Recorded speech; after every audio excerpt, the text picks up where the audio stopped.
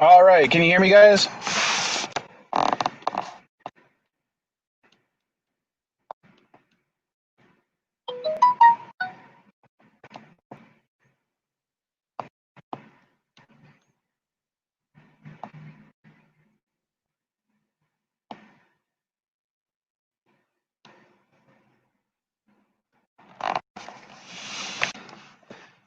I'm going to go ahead and put the link back in the chat. And once I get a couple of people, I'll explain the rules. Hey, Germ, how you doing?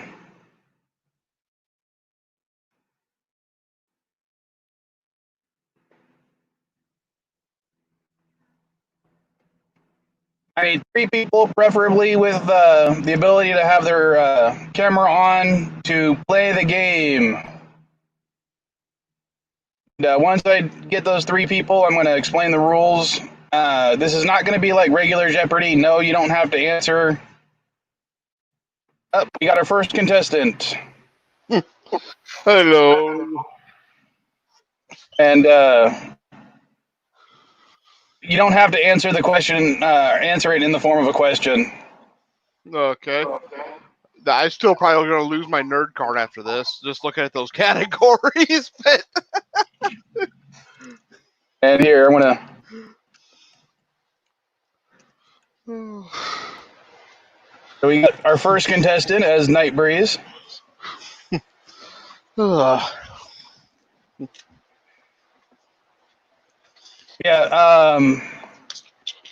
I don't know. Okay.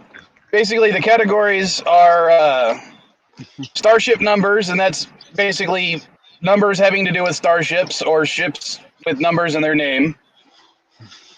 Captain on deck is just about captains. It does not necessarily mean the captain of a starship. Strange New Worlds is just about planets in sci-fi universes. Set to Kill is about weapons, and Caddy really, it's covered up by the StreamYards logo, but the last category is Caddy really wanted a musical theater category. So it's mostly about her favorite musical theaters, or musicals. And good morning, and Caddy. We have our second possible contestant. Bird, are you up for playing the game? Oh, totally. Kapla, I'm Bird. gonna win. Kapla. I try to trust opponent. Bird not to have his camera on because I don't think he's going to cheat, despite the fact that he usually has 40 tabs open. Oh, no, I won't cheat. I promise. Yeah. So let me go over here and we'll change this one to... But, you know, we still wanted his cam on just so we can see Nephew of Prey. I don't have Nephew of Prey right now. Oh, okay. I'm literally in my hospital gown because thank God it's so warm in my house. So Nephew of Prey doesn't get cold. Well, it's nice to see you, Pixelate. Thank you. And we have Caddy Knight in the house. And no, she's not allowed to play. Though she did help me test this on Friday. Oh, how you doing, Caddy?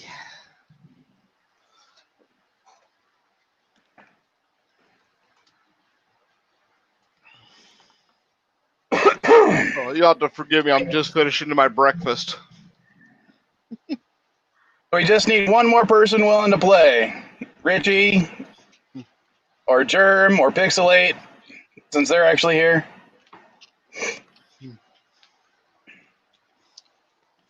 Then I'll go ahead and explain the rules, because this is not going to be like regular Jeopardy, because it's the way you have to do it online, it's going to be a little bit different. So I'm changing up a lot of the rules. At least on how to answer questions and stuff like that. Okay. Like who buzzes in first? Yeah, it's going to be too hard to do a buzzing thing. So we're just going to go in order. Each person gets to ask a question, do one. But if you can't answer the question, you get to pass on that question, and the other people get to steal. Interesting. Well, I guess I'm partially explaining the rules already, so I might as well Okay, finish. well, sure. When it's your turn and you answer the question, you actually get double the points. If they pass and you answer the question, you only get regular the points. And but if you answer the question wrong, you do lose the points. So points that it says that you'll lose. Yeah. Well, what if you choose not to answer? You have to answer. Nope. You just pass. If all three people pass, then I'll just give the answer. Okay, so you can pass without losing points. Yes. But That if way, you there is a take way for you guess- not to lose points. If you don't know the answer. Gotcha. Okay. You only So if lose I points pass- if you. Then Yep. people get to steal it. Yep. How do we know who steals it? We're just gonna go in order. So it's gonna be if Night Breeze passes, you get the first attempt to steal, and then whoever third gets the second attempt to steal. Gotcha. If all three of you pass, then I'll just give the answer. Is there a second round? There is not a second round because that would have been too hard for me to set up, and this is just the first time. I gotcha. So if this goes on and this gets popular, then I'll start doing, the full thing. Right now, I'm just doing the free version of this. This is actually being provided by Jeopardy Labs online. And there's a paid version that allows you to use video clips, pictures, and allows you to do the Double Jeopardy and Final Jeopardy stuff. Cool. All right, so we got more people in the chat, so we just need one more person to play. So who wants to play? And Caddy, I can definitely understand being tired. I've only been up for a very short time. I'll go ahead and put the link one more time because I know it gets drowned out in the chat.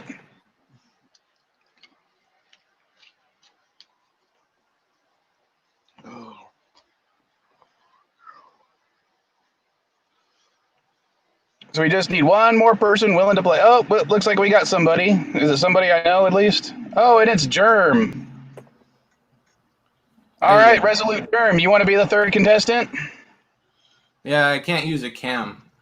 It'd be washed out by the sunlight. I think that's okay, as long as you promise not to cheat. Give me 1 second before we start, or I'll listen while you re-explain the rules. All right. I just need a second. I'm just going to put Germ because I can't spell Resolute without looking at it. Can't even say it either. Resolute. Yep. It's my fault for not having enough caffeine yet, despite having a cup of cocoa with 4 shots of espresso in it right now. All right. So, Germ, did you hear the rules, or do you want me to repeat them? Go ahead and repeat them. All right. So, we're just gonna go in order. There's not gonna be any buzzing or anything like that. Since Night Breeze was first, he gets to choose the category and the point value. If he doesn't know the answer, he gets to pass the question. If he passes, he doesn't lose any points. If he answers wrong, then he loses the points. And the next person has a chance to steal. And we'll go in order: Night Breeze, Bird, Germ, throughout the entire thing, whether we're passing or not. Now, if you choose to argue with me as the judge, and you make a convincing case, I will give you the points. But if you argue and you don't have a convincing case, I will deduct many more points than necessary. Like, I might deduct 100 points just because you argued with me. It's completely up to me. In other words, you'll find out how much he likes Around-the-horn you. scoring system. Sorry? The around-the-horn scoring system. Basically.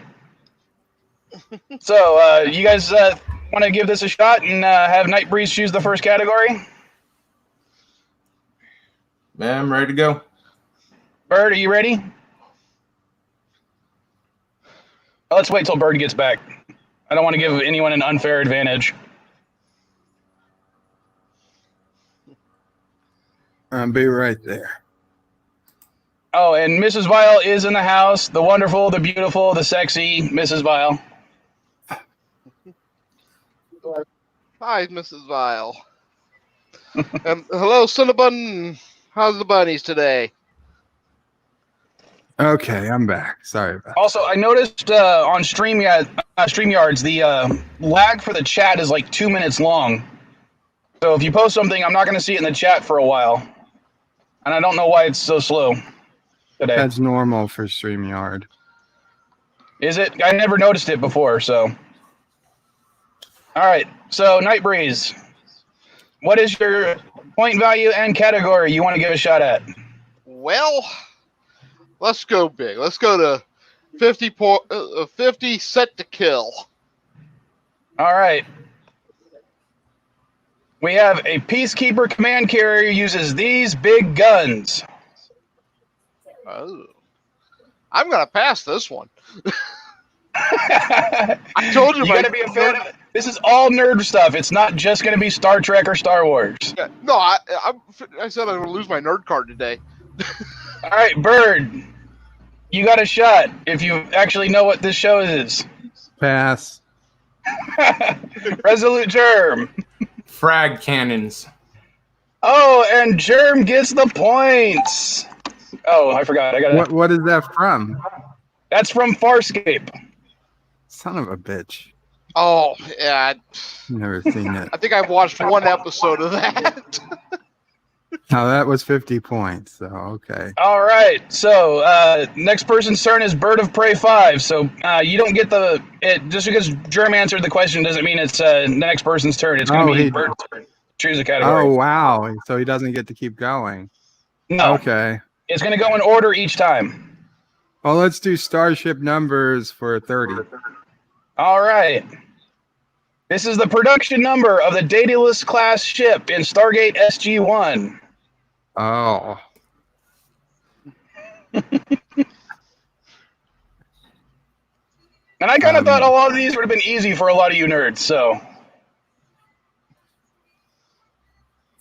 I'm not sure enough.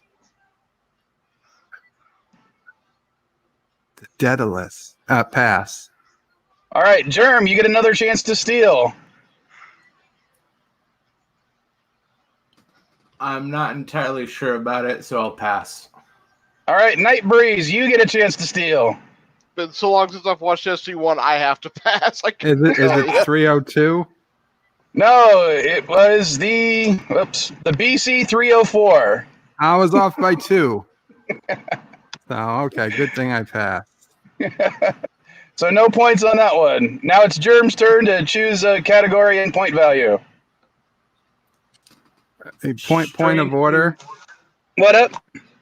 In that last question, being it was just starship numbers, would we have to have answered the BC as well?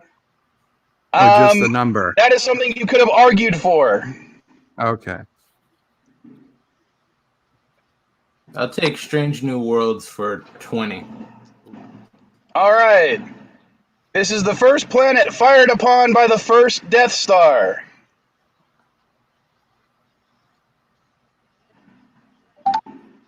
God damn.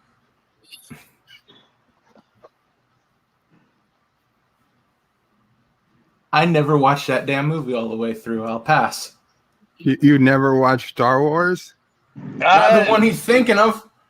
Remember, it's the first planet fired upon by the first Death Star, Bird, so it may not be the one you're thinking of, but you do have a chance to steal right now, Bird, so it's your turn to steal. Actually, Wouldn't it go to Night Breeze first? Oh, yeah, I'm sorry. It's Night Breeze gets the first chance to steal. Thank you very much. Yeah. And it's Alderaan, unless you're going into Legends, which then I have no idea. So, but I'm going to say Alderaan. No, we are going to Rogue One. Oh, yeah, I didn't even watch that one. So I'm you got negative 20 points from that one for giving the wrong answer. Bird, you have a chance to steal. Well, now that I know it's Rogue One, correct answer. I'm going to have to pass. All I right. don't remember. Well, the answer was Jeddah. You got to make sure you got the right. Yeah, you know the right answer to the wording of the question, because that's why if it was the first planet destroyed, it would have been Alderaan. When did Naboo get destroyed? Naboo never got destroyed. Oh, well, it's a good thing I didn't answer. And Richie's trying to help people cheat by putting the answers in the chat. I saw that after I answered. I'm like, yeah. But no, I think I watched about a total of 10 minutes of Rogue One. Oh, and yeah, at any random time, I might give a hint like that just because I want some people to get the answers right. You know, just so no one is passing on all each question. I'm in second place with 0 points. Yes. And wait, whose turn is it? It's Nightbreeze's turn now. No, it's Bert. No, it is my turn. I don't know. I'm getting confused. No, I think there was 3 questions asked. So 1, 2. Yeah, Nightbreeze, you, Yeah. me, now Nightbreeze. Back to again. Nightbreeze. Yeah. Well, let's try set to kill for 40. Jadzia and Worf often argued over which was better, the Batleth or this. Oh, Got it. I hate to do it. Go ahead. Pass it to Bird. I can't remember what it's called. Do you know the answer? Mek'leth. And yes, the answer is the Mek'leth. I thought knew it began with an M. sex. We don't know, but I think they also argued over whether Batleth or sex was better. Well, that category has to do with weapons, so Oh. Well, unless you consider sex a weapon. I'm not going to argue it since I got it right. All right, Bird, though, you get to choose the next question and point value. Let's take set to kill for 30, Alex. I'm not Alex. The Starship Troopers universe's planet-busting weapon is called what? Who answers? You got me, the first 'cause shot. I chose the question. Yeah, you got the first shot. And if you get it right, you get double the points. Pass. I don't All think right, they since had it. Germ has the first chance to steal on this one. Do you happen to know it, Germ? The Q-bomb. And he steals again. He's up to 80 points because it is. Oh, it escaped. But yeah, it was the Q-bomb. See if I can go back. What is that in? That's in Starship Troopers 3. Yeah. Oh, 3. Okay. I was going to say, I don't remember a planet buster in the Starship Troopers. I don't either, so. I'll take set to kill for 20. All right. Apparently, weapons is the favorite here, just like Caddy. This SG-1 weapon can stun in 1 shot, kill in 2 shots, and vaporize in 3 shots. That is the Nicotine. Normally called the Zat gun. You are correct. Nice. So you get double the points. You got both. And I put it as Zat Nicotine or Zat gun because people don't always know. I was trying to be easy. That was an easier question. All right, so we're back to Nightbreeze again. Well, let's just finish out the category for 10. This weapon was used to destroy the first Death Star. I believe it's a proton torpedo. And you got it! You're back up to net 0.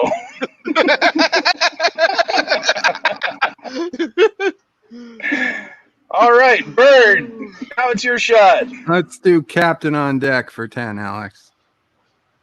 All right, this was the first captain of the USS Enterprise. No bloody A, B, C, or D. But again... Robert April.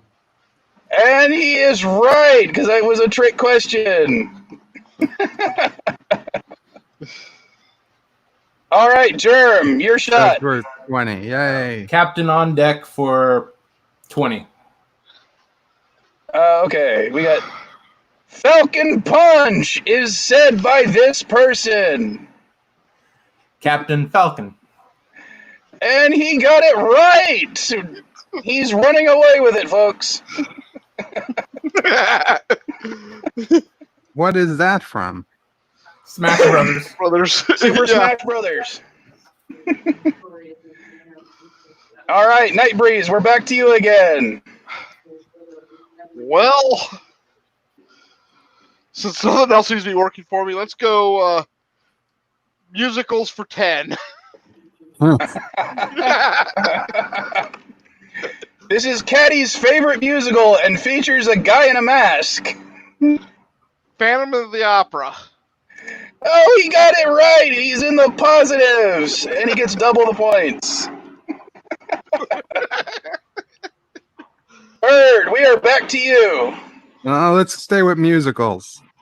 20. Which, 20? 20. All right, this is one of Caddy's early favorites when it came to musicals, and is based on the DreamWorks film about a green ogre. What is Shrek? I need more of a title. What is Shrek on Ice?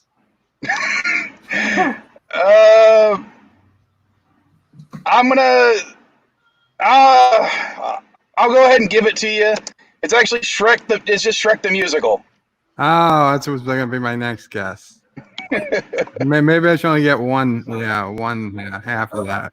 All right, because you said that, I'm gonna go ahead and do it. But I'm gonna go ahead and give you the points back anyway, because you were being honest, and we're willing to lose points over it. Thank you. Oh, it's people looking at Eddie's house. Sorry. Let's just get rid of the category. Musical for 30. This is a favorite musical of Caddy's about an 1899 newsboys strike. Oh. Pass. All right, Nick Breeze, you get a chance to steal. I'm going to pass this one. Oh, God, I know it, but... Bird has another chance to steal, but he can't come up with it. Son of a bitch, it's on the tip of my tongue. Pass. Son of a bitch. All right, well, this was the Newsies. Newsies, son of a bitch. Night Breeze, we're back to you again. Let's go for 40. This musical based on a 1989 horror flick based around the murders of girls that share the same name. So I will accept either the name of the 1989 movie or the musical from 2014. This is probably wrong, but I'm going to say Heathers. And it's Heathers. You got it. That is so good that you got that first, because I was going to say Little Shop of Horrors. Excuse me. All right, Bird, you got the next question. Let's go with Strange New Worlds for 10. All right, you should get this one. This is the correct spelling of the Klingon homeworld. In Klingon or English? Okay, QO''NOS. And QO''NOS, because I was going to be pedantic and make you include the apostrophe. So double the points for Bird. No, that was a good one. All right, Germ, you're up. Yeah, those guys are getting a little close. I'm going to have to go Captain on Deck for 50. All right. This was an American children's television series that aired weekday mornings on the American television network CBS from 1955 to 1984. Captain Kangaroo? And he got it. Damn it, I was hoping he was going to pass that one. Captain Kangaroo was animated? I didn't say animated. It's an American television network. Oh, American. Thought you said animated. All right, Wolfie, we're back to you. Well, let's just finish off the musicals. This is good. That's a really hard one. I don't know if you're going to get it. Are you sure? I'm going to give you a chance to change. No, let's do it. This is Vile's favorite film musical and stars Anthony Stewart Head, Paris Hilton, and Sarah Brightman. I've talked about it several times on streams. Damn it. And here I am mostly asleep during your when you're streaming.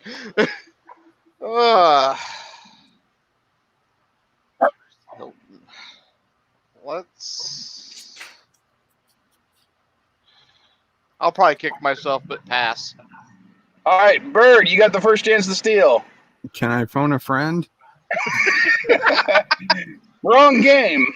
No, I guess I'm passing. Pass. All right, Germ. Pass. All right. It was Repo, the Genetic Opera. It's the only musical I've ever really liked. I've never even heard of it. It's actually the producers of it were the producers of like the first 3 Saw movies too. So there's a lot of blood and gore and stuff. Aha. Mr. Miles is in the house. Nerds. Unfortunately, my And there's chat window's Katie. down, so I can't see the chat right now. Katie just came. Repro. Oh, she did one letter at a time. Repro. So Caddy's helping people cheat. Great. All right, Bird, your shot here. Strange New Worlds for 30. All right, this is the version of Earth that is the main Marvel comic that the main Marvel Comics takes place on. What?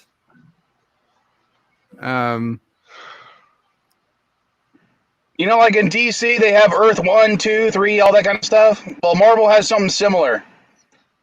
And the main Marvel comics take place on this Earth. What is Earth Prime? No, unfortunately, you got that one wrong. Germ, you have a chance to steal. I'm going to pass. All right, Night Breeze. I know I'm going to come close, but I want to say it's Earth 616.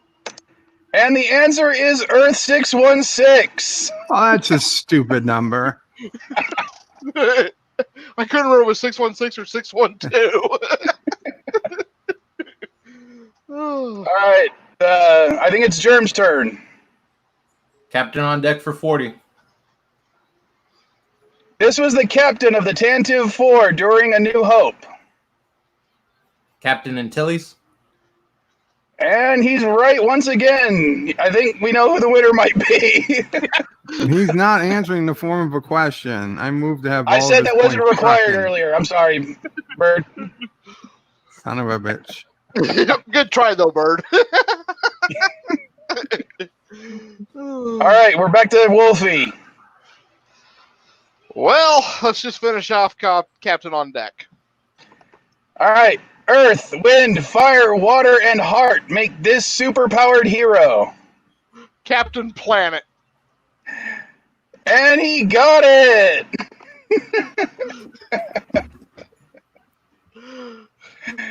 All right, Bird, we're back to you.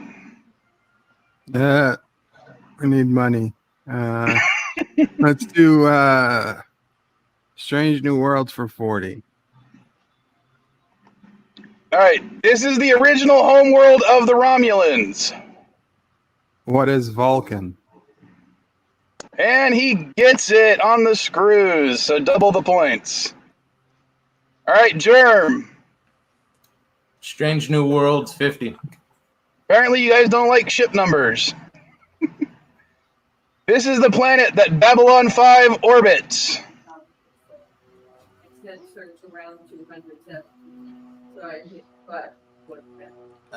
On the tip of my tongue. I'll pass. Night Breeze. I got to pass. What about you, Bird? I'm so confused because I always thought it orbited Earth. But Nope, if it they did not don't orbit get Earth. it, well, I'm passing. Is it Planet Epsilon? You're very, very, very, very close. It was Epsilon 3. And yes, there was other planets in the system, so I don't think I could have accepted the other ones. Wow. So Babylon 5 isn't take placing at Earth at all? No, it takes the station orbits the planet Epsilon 3 in the Epsilon 40 system, or the 40 Epsilon system. Huh. Yeah, guarding a wormhole, if I recall properly. No, No, There's it's an got to. ancient device on the planet. Yeah, That's where they got the evidence against Clark. yeah. I must be thinking of a different show. Well, there's a right. wormhole next to Babylon 5, but I thought that was one they constructed next to Earth. All right, we're back to Night Breeze here. Well, ship numbers for 10. This is the registry of the USS Reliant. I have no clue. Pass. Bird, you got first chance to steal. I don't know it. Oh, I would have figured you would have known that one. Sure. No clue. Pass. Really? It was the NCC 1864. I mean, it's shown many times in the movie, so I figured that would have been easy. It's just not something they ever committed to memory. Well, I always remembered it because I had the micro machine for it. All right, Bird, your shot. 20. Yeah, I'm guessing since you didn't know where Babylon 5 was, you're not going to know this one. This is the ship and number of John Sheridan's flagship when he went to retake Earth. Pass. Germ, first chance to steal. I don't know the number, but it was Agamemnon. The number is important for this category. I have no idea what the number was. I know the ship name, but I don't got the number. Night Breeze, do you happen to know? I have no clue. I don't remember. It was the Whitestar 2 because Whitestar 1 got destroyed earlier in the season. No, when he retook Earth, he transferred to Agamemnon. Yeah, but his original flagship was the Whitestar 2. When he was taking, when he was starting the whole thing, yeah, he transferred to the campaign, but when he actually took Earth, the Whitestar 2. Okay. I thought you meant the actual battle for Earth. Let's do 50. All right, 50. The T-65 X-Wing had similar controls to this kind of ship, lucky as Luke had one and used it to bullseye womp rats. T-16? Should I give him full points? Because the answer is the T-16 Skyhopper. Well, since you I already would. clicked on it, yes. And they in the movie, that's what he calls it, just in my T-16 back home. So Yeah, all right. Then I'm going to give him double the points. All right. not that he needs them. All right. It's not necessarily fair, but because the number of categories, but Night Breeze gets the last one. Let's go 40. All right. This was the original registry number for the USS Excelsior. And again, I don't know it. So pass. All right, Bird. Second place is in the line right now. At second place, whether I get it right or wrong. So I'll just guess No, a 'cause number. you're in last place right now. So yeah, but Bruce is 20 points ahead of you right now. So just right, So if you but, got it right, but it's second whether I place. get it right or wrong, I'm in last place. no. If you get it right, you're in Oh. second place. If you Well, get it I'm right, not you gonna get double get- the points. Okay, but if I don't, even if I guess wrong, I'm not in any worse shape. Yeah, I'm you're not still gonna losing. win, unfortunately. Right, so I might as well just guess a number. Yep. Or the full registry, if possible. 1765. NCC 1765. No, that is incorrect, Bird. Germ, you get a chance to steal. I know he didn't. Actually, he didn't get double the points if he got it right, but he still would have been in second.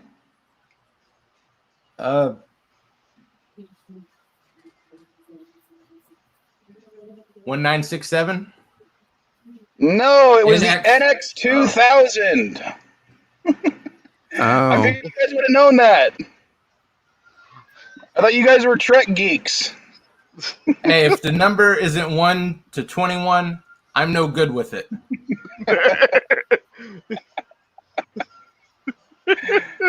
All right, so we have our winner, and that is Germ.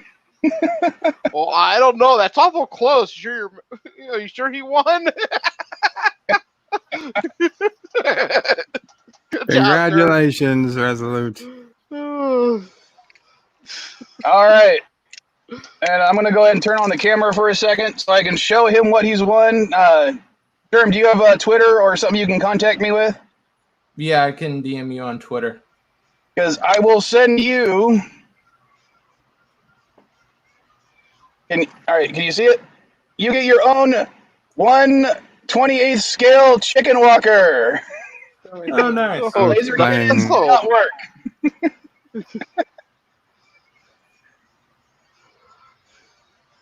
So from the Star Wars Micro Machines? Yeah, he gets a Star Wars Micro Machine.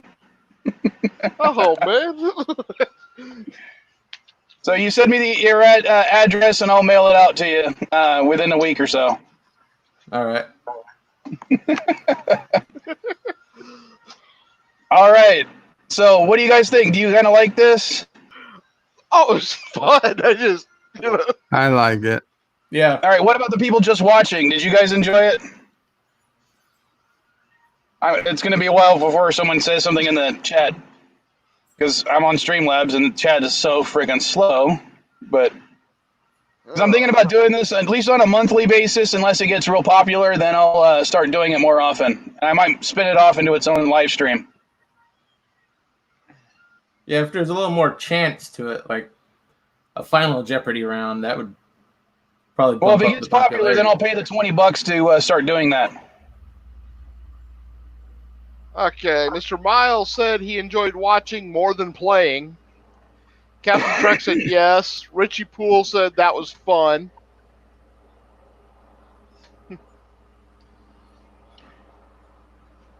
So, yeah, Mr. Miles is also the other person that helped me test out the last one. Yeah, he wanted to make it multiple choice, but there's not really a way of doing that without putting all the answers in the question and making the question insanely long sometimes. Ow. But maybe if I can get easier questions where I can do that, I might do multiple choice. But I didn't think the questions were actually going to be that hard. I thought some of you guys were more nerds than that. Only one I really had problem with was the numbers. Oh, I thought that was going to be a clever way because originally it was going to be all Star Trek registries, but I thought no, I don't want to just be Star Trek questions. So I started coming up with other questions that were for other franchises.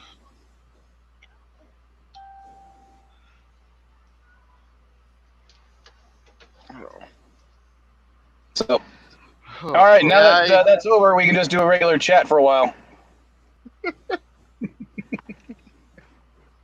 And if you guys have any improvements or any other categories that you want me to do next time, let me know. I will say, having the musicals in there, that was a fun choice. Well, that was Caddy's idea, so give her all the credit for that one. Yeah, that was a good one, Caddy. I enjoyed that category. Yeah, you definitely need an oddball category every time. Yeah.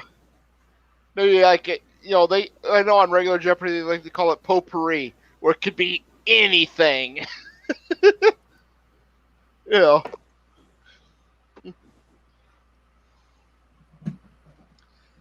Oh.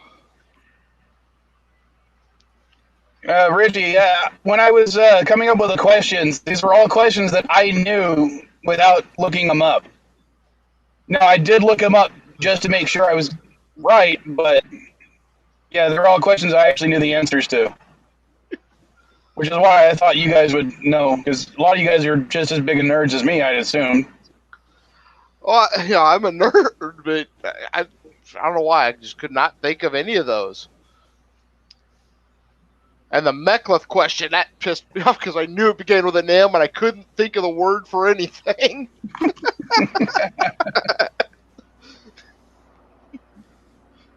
Oh, Richie's saying I should always include a caddy category. And maybe make caddy category worth double points all the time.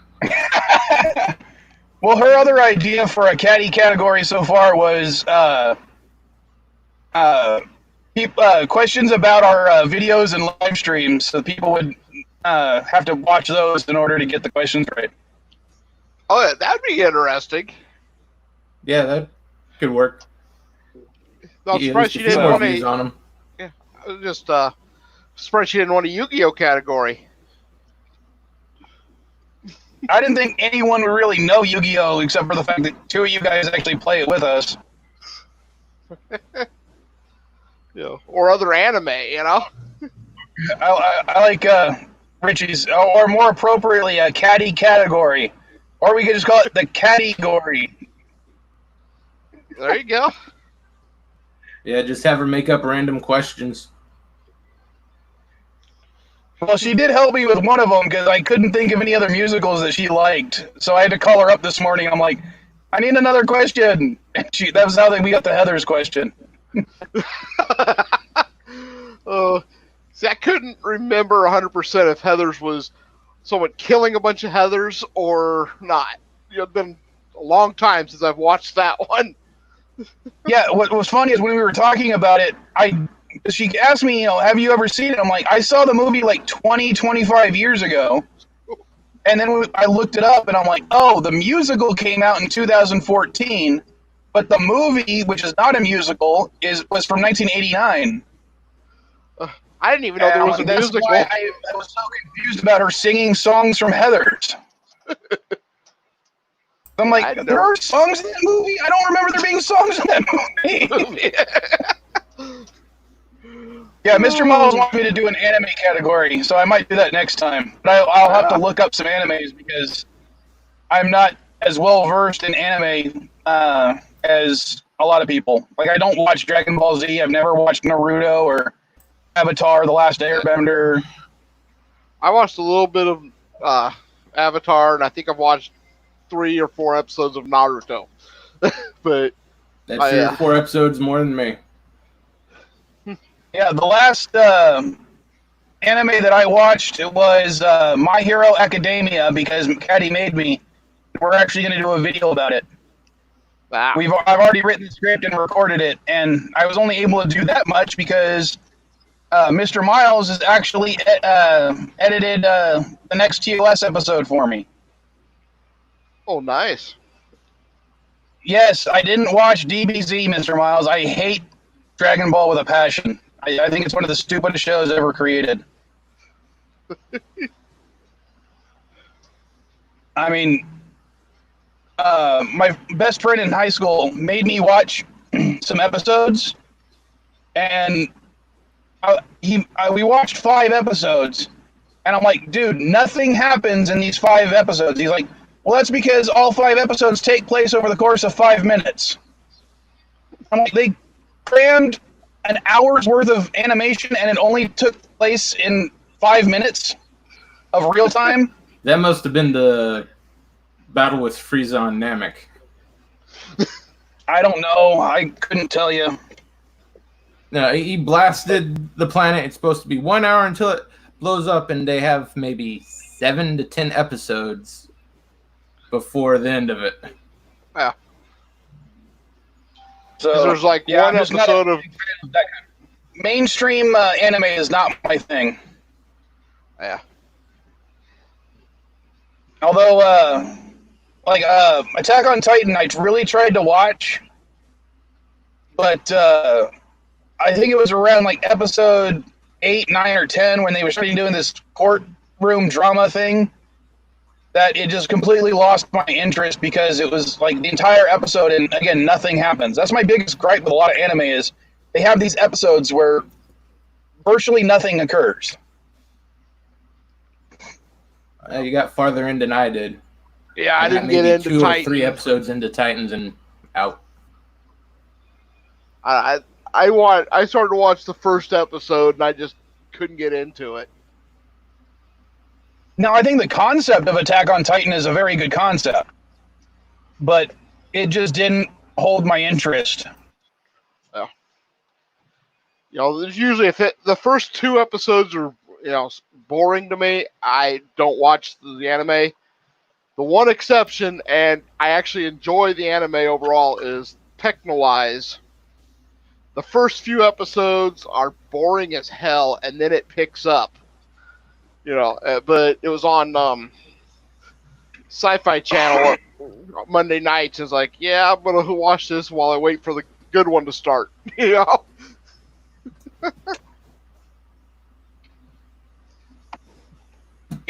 I'm more of a classic anime fan. Like, I watched Bubblegum Crisis back in the day, Go Lion, the original version of Voltron, Macross. Oh, yeah. Or heck, I even watched the Japanese OVAs of the Generation 1 Transformer stuff long before it was released in the United States. I haven't watched the Japanese ones yet. I need to. But, see, I got my introduction to anime. I didn't even know what anime was, but it was Battle for the Planets. Yeah, that was another one. Oh.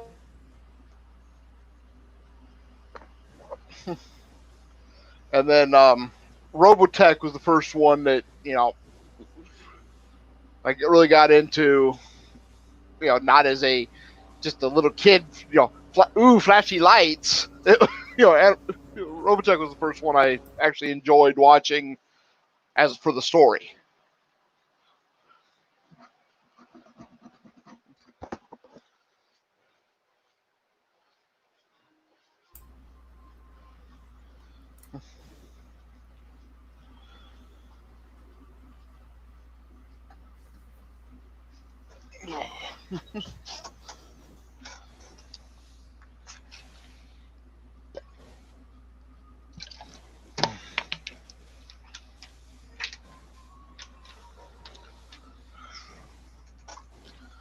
But some of the ones I like are the kind of obscure, like Toko, which is a bunch of people trying to fight demons after they pretty much wiped out their families when they were kids.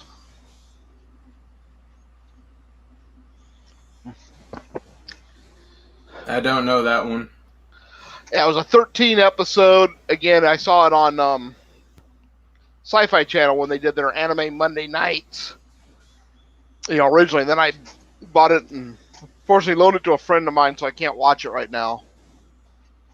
But yeah, a bunch of people come home and an entire apartment complex had been massacred. But every one of the survivors have one of the demons inside of them. And the one I got into it from when I was a kid. After the normal Saturday morning block of cartoons on WB, they would show an episode of Sailor Moon and an episode of Dragon Ball. So that's what originally got me hooked. Yeah. One of the better ones has to be, Big O. Oh, I love Big O. A little bit iffy for the ending, but up until that point is one of the best animes I've ever seen. And it looks like Vile is having a ID 10T error. I haven't watched Ranma yet, Mr. Miles. I do enjoy it. I do enjoy anime, and it's on my list, but I'm kind of way behind on my list right now.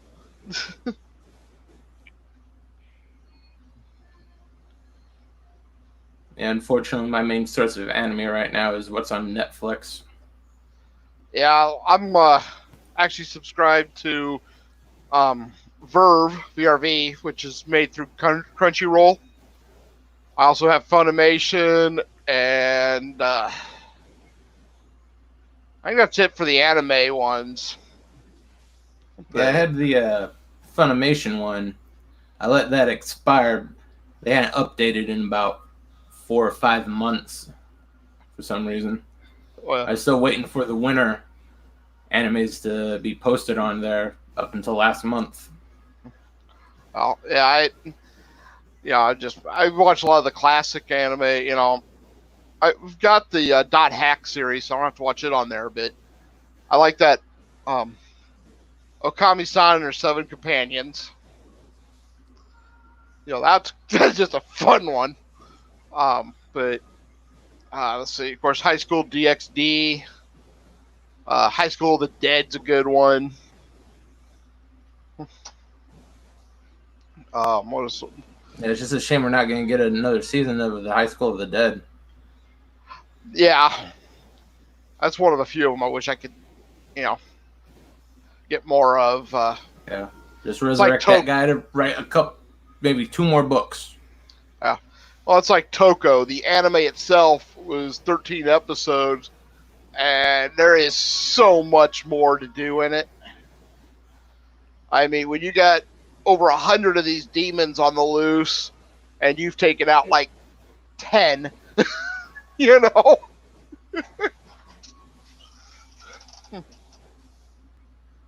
Oh, okay. Miles says he's going to refresh the window and it ended the stream. Sorry. But looks like the stream's still up. Yeah. But, I like, the Dot Hacks I really enjoy. I'll admit I like Sword Art Online. Judge me as you will. But I like Dot Hack better for ones involving a multiplayer online game. All right. Can you guys hear me now? We can hear you. We can hear you. All right, cool. Online game. Oh, Mr. Miles said Bleach is coming back. Yeah, I don't know what happened. When it went to sleep, I could still hear everything, but my mic was not working. The camera wouldn't work when I turned that on. It was just weird. Wow.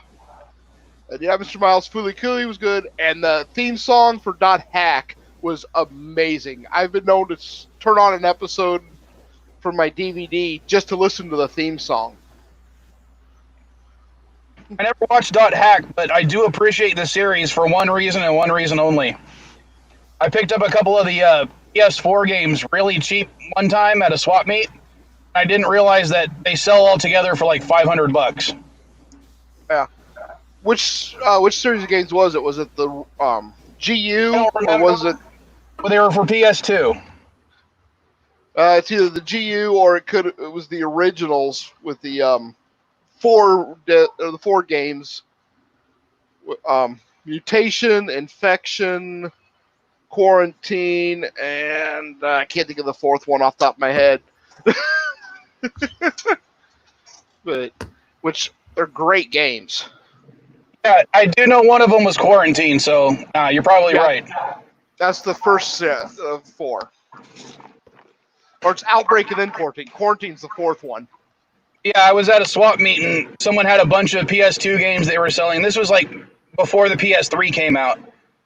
And I was just like, you sure, I'll buy it, the entire collection. And I had no interest in the games, but I looked them up and I was like, wow, these things sell for a lot of money. So I sold them all. Yeah, Dot Hack, I'd watched the anime, the original anime. And then when I bought my PS2, I bought the 3rd game in the series, not realizing that you could continue your saved game in each game. So if you started in game 1, you could take it all the way through game 4.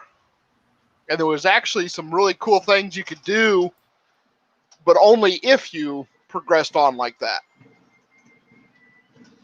Like in the second one, there's a bunch of ghosts from the original anime you can run into, and then in the 3rd game, you got bonuses for having run into them. All right, I'm going to throw the link to the StreamYard in the chat again. Since we're not playing the game, we can have more people up. Still not paying for it, so we can only have 6, but if anyone else wants to come up. And Mr. Miles, I'll definitely agree with you. Neo Genesis Evangelion had a amazing theme song. Yeah, Genesis is definitely one of the ones I watched back in the day, before it became overhyped. Yeah. I used to get, of course, I used to get my anime off of Cartoon Network. The Toonami. Adult Swim at the time, yeah. No, Toonami did more for anime in this country than anything else. Yep. You know what? I don't know if I actually ever watched that. I just remember Adult Swim had a bunch of cool animes back in the day too. Oh yeah. I mean, that was the first time I got to watch all of Trigun and Cowboy Bebop was on Adult Swim because back when I was in high school, we would actually do our own fan dubs of those shows. But because it was, internet early days, we'd only be able to download like one episode here, one episode there. And they were almost always just in Japanese with no subtitles. Fortunately, we had one girl who spoke and was able to write in Japanese, and she did all our translation. Nice. But it was real funny when I got to play What's-His-Face with the cross, because I did the voice for him when we did our fan dubs. Yeah. I thought it was funny making the atheist be the guy holding around a giant cross.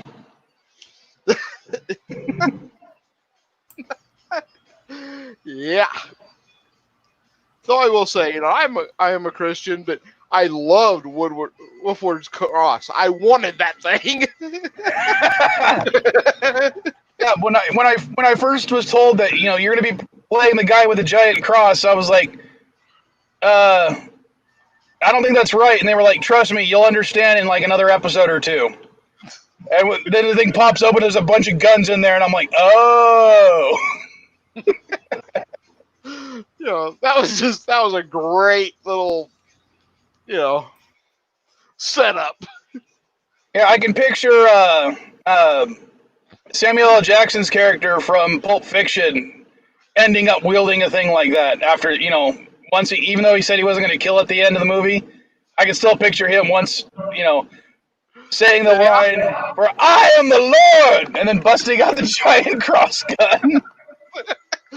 Of course, though, for carrying guns, I still say not Millie. I forgot her name. The Derringer girl. Yeah, I don't remember their names. All I remember is Vash. Yeah, because Millie is the one that had the huge little clamp gun thing. But yeah, I still have Trigun on DVD somewhere. Yeah, I've got it on DVD too. But the Derringer's just firing them off and throwing them to the side. Oh, and to go back to the chat a little bit, Mr. Miles said it was infection, mutation, outbreak, and quarantine for the .hack games. Yeah. So, the only one I remembered was the quarantine because that one that was an interesting name for a game back in the day, I thought. Oh yeah. But then there's a second set that was the GU series, and that's actually been re-released on PS4 and remastered. Cool. And then there's only been 3 released in America of that series. There's a 4th game. It's super short, and it's only on the re-release.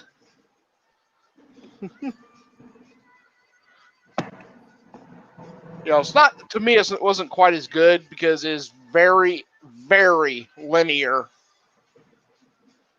I mean, you're very limited on where you can go, and yeah, it's. Yeah, I think though the thing that got me into anime as much as I'm into anime was back in the day.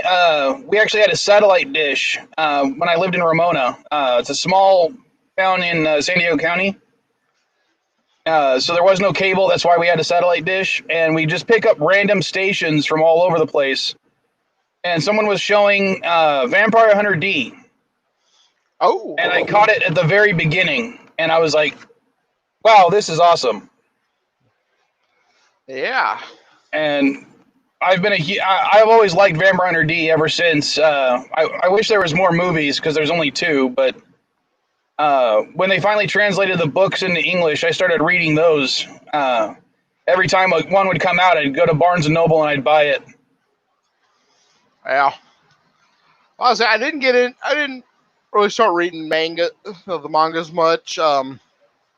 Fortunately, because I'd been bankrupt in no time flat if I had. But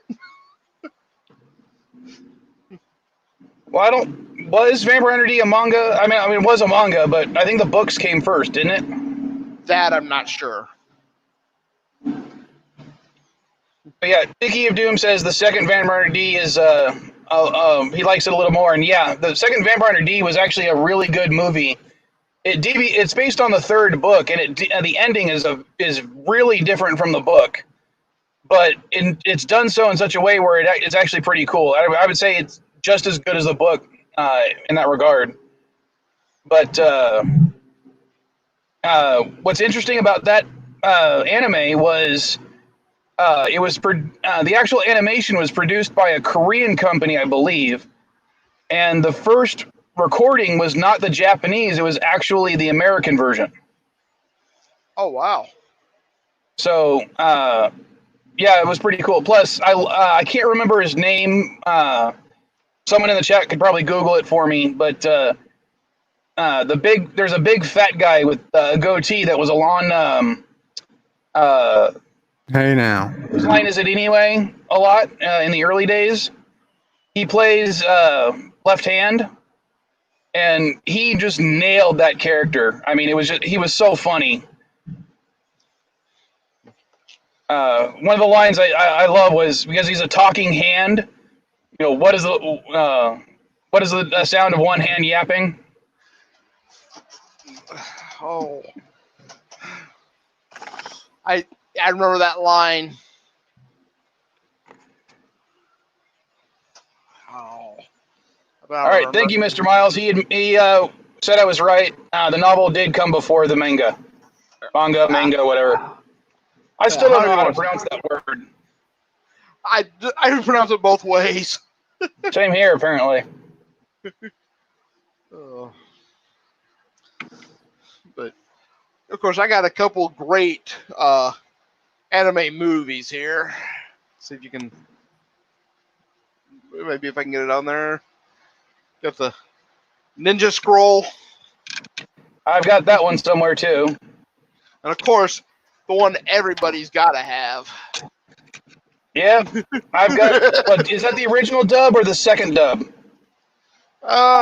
is the 25th anniversary edition. So it's probably the first dub. I know I'm out there because a lot of people don't agree with me. I think the second dub was actually much better. I probably haven't seen the second one, but yeah. And then, I got the. Yeah. Yep, I got that one and Ghost in the Shell too. Well, this is 2.0, I guess. Yeah. I still haven't seen the live action one. I know people didn't like it, but I want to see it eventually. I have it sitting right there, in my collection. I haven't even opened it yet. I am that far behind on watching movies.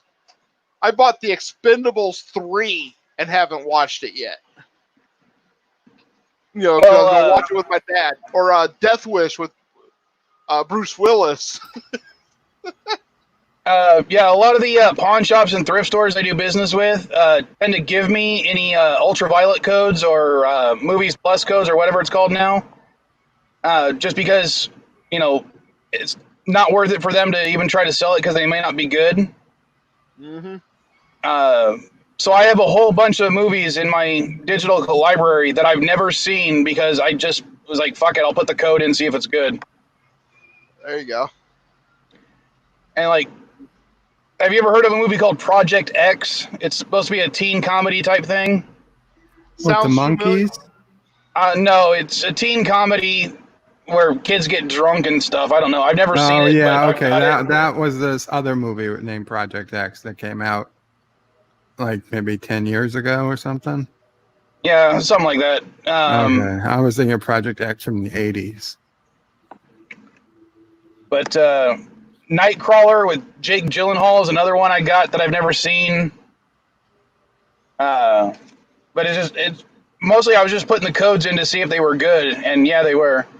And if there was a movie that I liked and the code wasn't good for it, I found out if you called and complained, they'd usually give you a free code. Oh, nice.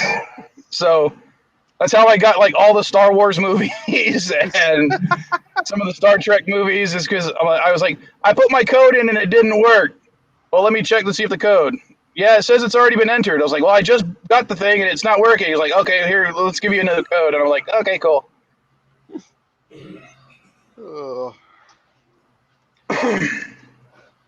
But Because a digital copy doesn't tend to cost them anything, so they were just handing them out.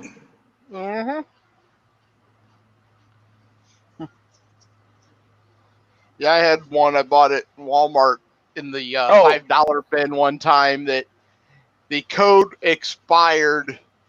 Was it 2 months before I bought the movie? Yeah, a lot of the codes are still good, even to the point where like Ultraviolet was ended a couple of years ago and replaced with something called either Movies Plus or Movies Anywhere or something like that. But I've had expired, like 10 years expired Ultraviolet codes, put them in and they still work. Nice. So just because it expired does not mean it's not going to be good anywhere. Oh, that sucks because I threw away the package or the code because it wasn't worth it. Oh. Well, if you ever come across a code that you don't want, go ahead and send it to me. I'll give it a shot. I've got like 180 movies in my library, and I've only watched like 80 of them. Nice. But to go back to the chat, Mr. Miles is definitely right. Elfen Lied was a great show, even if it's not a movie.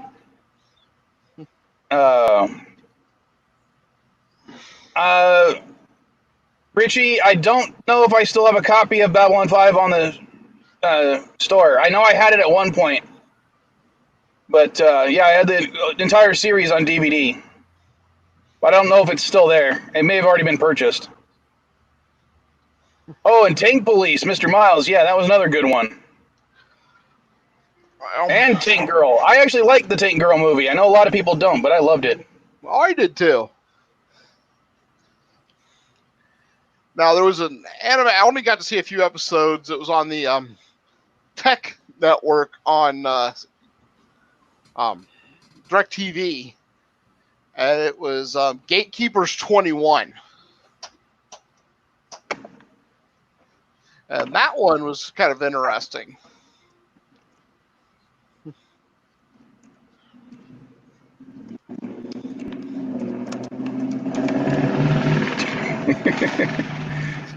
Sorry, I'm changing the title of the stream based on everything.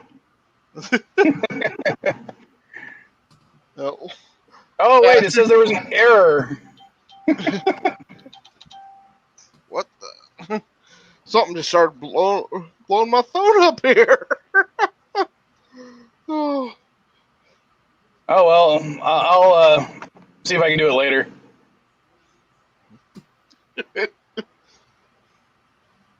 All right. Samurai Pizza Cats, I actually never saw, Mr. Miles. And we're talking about Street Fighter 2, the movie. I'm guessing you mean the OVA and not the Jean-Claude Van Damme movie? I believe that's what Tiki's talking about. Because I think I've only seen parts of the Street Fighter 2 OVA. But I loved the live-action movie only because Raul Julia is just such a large ham in that movie. It's amazing. Oh yeah, I'll admit I like a lot of these movies that people hate. As a matter of fact, my dad and I used to have a system. If Siskel and Ebert gave it 2 thumbs up, watch it if you really, really want to. If it was 1 and 1, yeah, give it a chance, check it out. If it was 2 thumbs down, it was a must see. Yeah, Mr. Miles, I would have thought, based on the fact that I like Transformers so much, I would have got into Gundam, but I just never did. I think there was too many versions, and I didn't know where to start, and that was its primary problem for me to get into it. I could never figure out which was the first one. Yeah, I still haven't figured that out, but I know It doesn't matter. It gets complicated 2 or 3 episodes in. You'll never track it.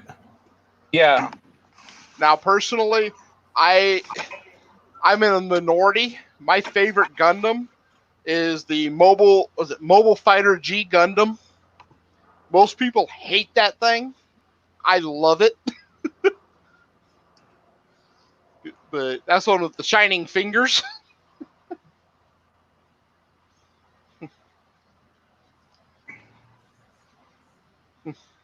Yeah, Mr. Miles is saying don't worry about the first. You can go into any series. I don't know.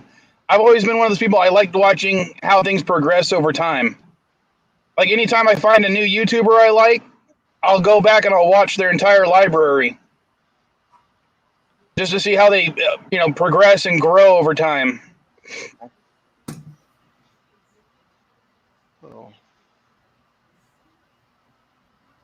And actually, from what I have seen with the Gundam is that they're kind of a standalone setup, with the exception of, I want to say it was Gundam Seed, where it actually, there's 2 series, but for the most part, they all seem to be standalone. And then I don't remember where I watched it, but the Zoid series, I never got into the first or the second one or whatever, but there was one season that was kind of standalone that had the Blade Liger that I actually enjoyed. It had not so much for the characters, well, not, or at least not as much for the Zoid stuff, but for the storyline, it was actually pretty good. I can't remember the name of it, but someone probably does. See, with the Blade Liger, it might have been Chaotic Century, the 2nd season. That might have been it. That sounds right. Had Van, who was piloting the Zoid or the Shield Liger, who had an organoid. There was Fiona with blonde hair.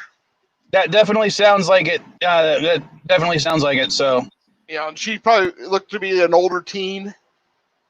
But I went back after watching that to watch the first one, and it just did not grab me. Yeah. Hold on, everybody. I got a call.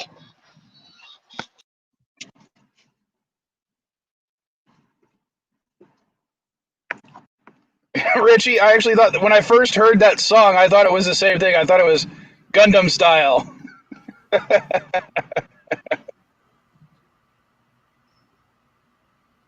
Legend of the Galactic Heroes. I don't think I've actually watched that one, Tiki.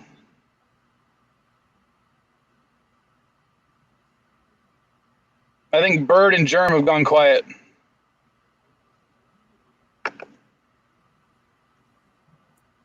I'm here. I'm just looking through Twitter.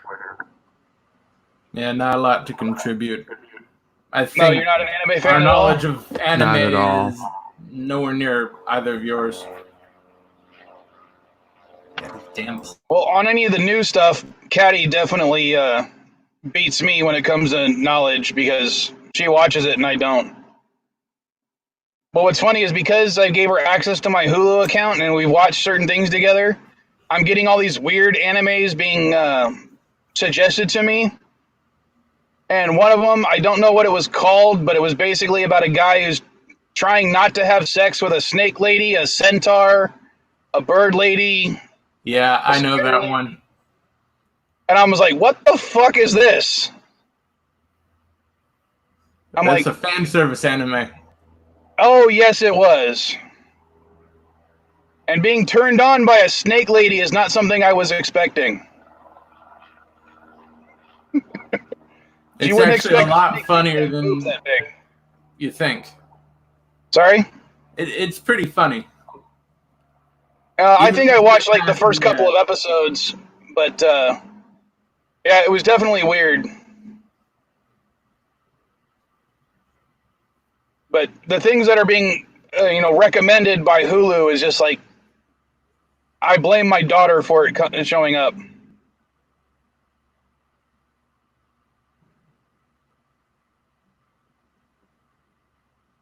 So she sticks mainly to the dub stuff, right? Because there's some stuff. I don't know because when we watched My Hero Academia, because we were taking notes as we watched it, I needed to watch the dub. Yeah, because if she's watching some of the sub stuff, you may want to double check what she's watching. Oh, I know some of the stuff that she's watched, and as far as I'm concerned, it's just a cartoon. It's just TV. You know, it's not. She's not going to take it serious. You know. I mean, that's like getting mad because a 13-year-old watched Titanic, and oh my God, there's boobs in it. I'm not going to care. I'm not going to even this suggestive type stuff. She knows what sex is. I'm not going to helicopter parent when it comes to that stuff. I mean, my dad told me one thing when I was a kid. It's just a fucking movie. And I kind of took that to heart. Which is why I don't understand a lot of the hate some shows are getting. Like, I'm trying to get to the point where I can watch the DC Arrowverse Infinite Crisis thing. So I'm like watching one episode a night, trying to catch up on all 5 shows because I've missed like the last 2 seasons worth. And I'm finally on Batwoman. I think I watched episode 3 night before last. You can go into Infinite Crisis, not watch the last 2 seasons of any of them. You get the point. I know, but I still wanted to catch up because, as I said, I always like watching stuff in order, you know? Which is why I didn't get into Gundam.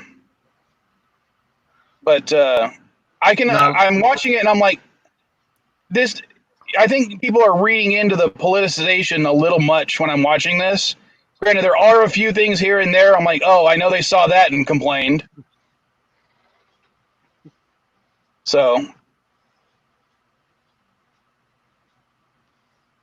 but at least in the first 3 episodes, I'm not really complaining that much about Batwoman other than the fact that there isn't that much connection to the Batman comic books at all. I mean, I think they didn't even read any of the Batwoman stuff. Sorry? They didn't even read any of the Batwoman stuff when they were making that show. That was purely for the CW universe. They basically took the skin from the character into comics and threw it on screen. Made up their own shit. Well, see, I don't have a problem with that because it is supposed to be a new universe. And in different universes, even in the comic books, you'll have, like, in one universe...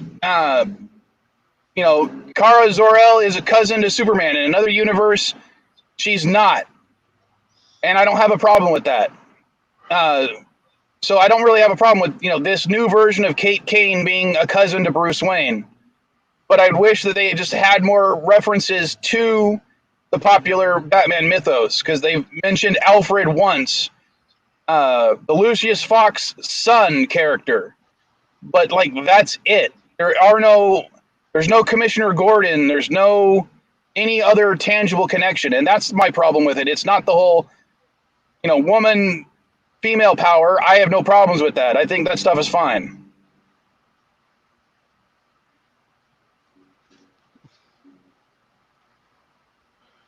Yeah, I'm not sure how informed they are about how Batman relates with Batwoman. So, and well, part of the problem they even looked it up. Well, I know part of the problem is the fact that DC does not want too much intertangling between the universes. The films and the animated films and the live-action shows. They want to try to keep stuff as separate as possible, and it's kind of... It makes for, like, different characterizations, because just take... have you guys seen Doom Patrol? The live-action one? In one episode of it. I thought that was great. But they didn't want it to have that much relation to the cyborg characters of the other things. So they kind of dumbed down Cyborg for that show. and I thought it was kind of stupid. Yeah, that Warner Brothers doesn't know what they're doing with any of the DC universes. Yeah, and like some of the animated films are awesome, but I hate when the new one comes out and I can't tell if it's related to one of the previous movies or not, or if it's standalone.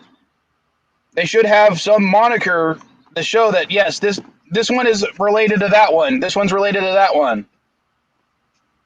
Instead of Like just a trying to universe figure it marker out. on everything. Yeah, because like Batman versus Robin was related to Batman, or yeah, was it Batman versus the Elite? But without actually watching, and you don't realize that until you watch another one of the movies. But then you find out that another one of the animated movies that came out in the same time frame is not related to that universe. So it's like, put something on there so we know. Because like, when it comes to the Arrowverse shows, we all know the Arrowverse shows are all related. Because they kind of tell you that up front. Yeah, Granted, we didn't know that the Constantine show was going to be in the Arrowverse, but that's because it wasn't originally, and they retroactively made it so. Which I also did. I did like that aspect. yeah. The only reason they did that is because they canceled Constantine on, I think, is NBC or whatever they had it on. I think it was ABC for Constantine, but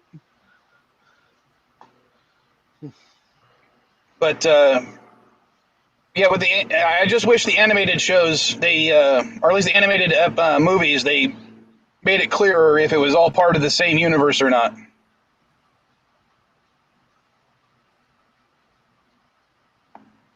Have you guys watched any of those?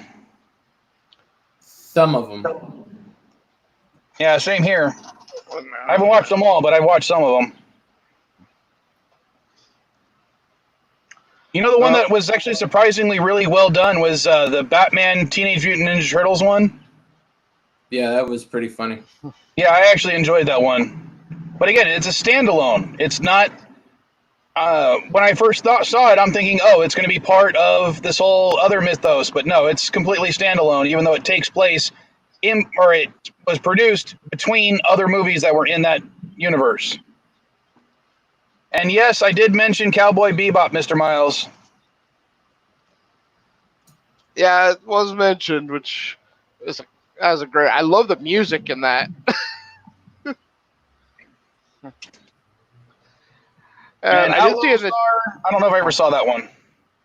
I'm kind of watching a little bit of it here and there. It's on Funimation. It's actually kind of interesting. But I saw it a little bit ago in chat. Cinnabon just did a thumbs down to dubs. And once in a while I like watching dubs, because then I can do something else while I'm watching the anime and I don't have to try to read the subtitles.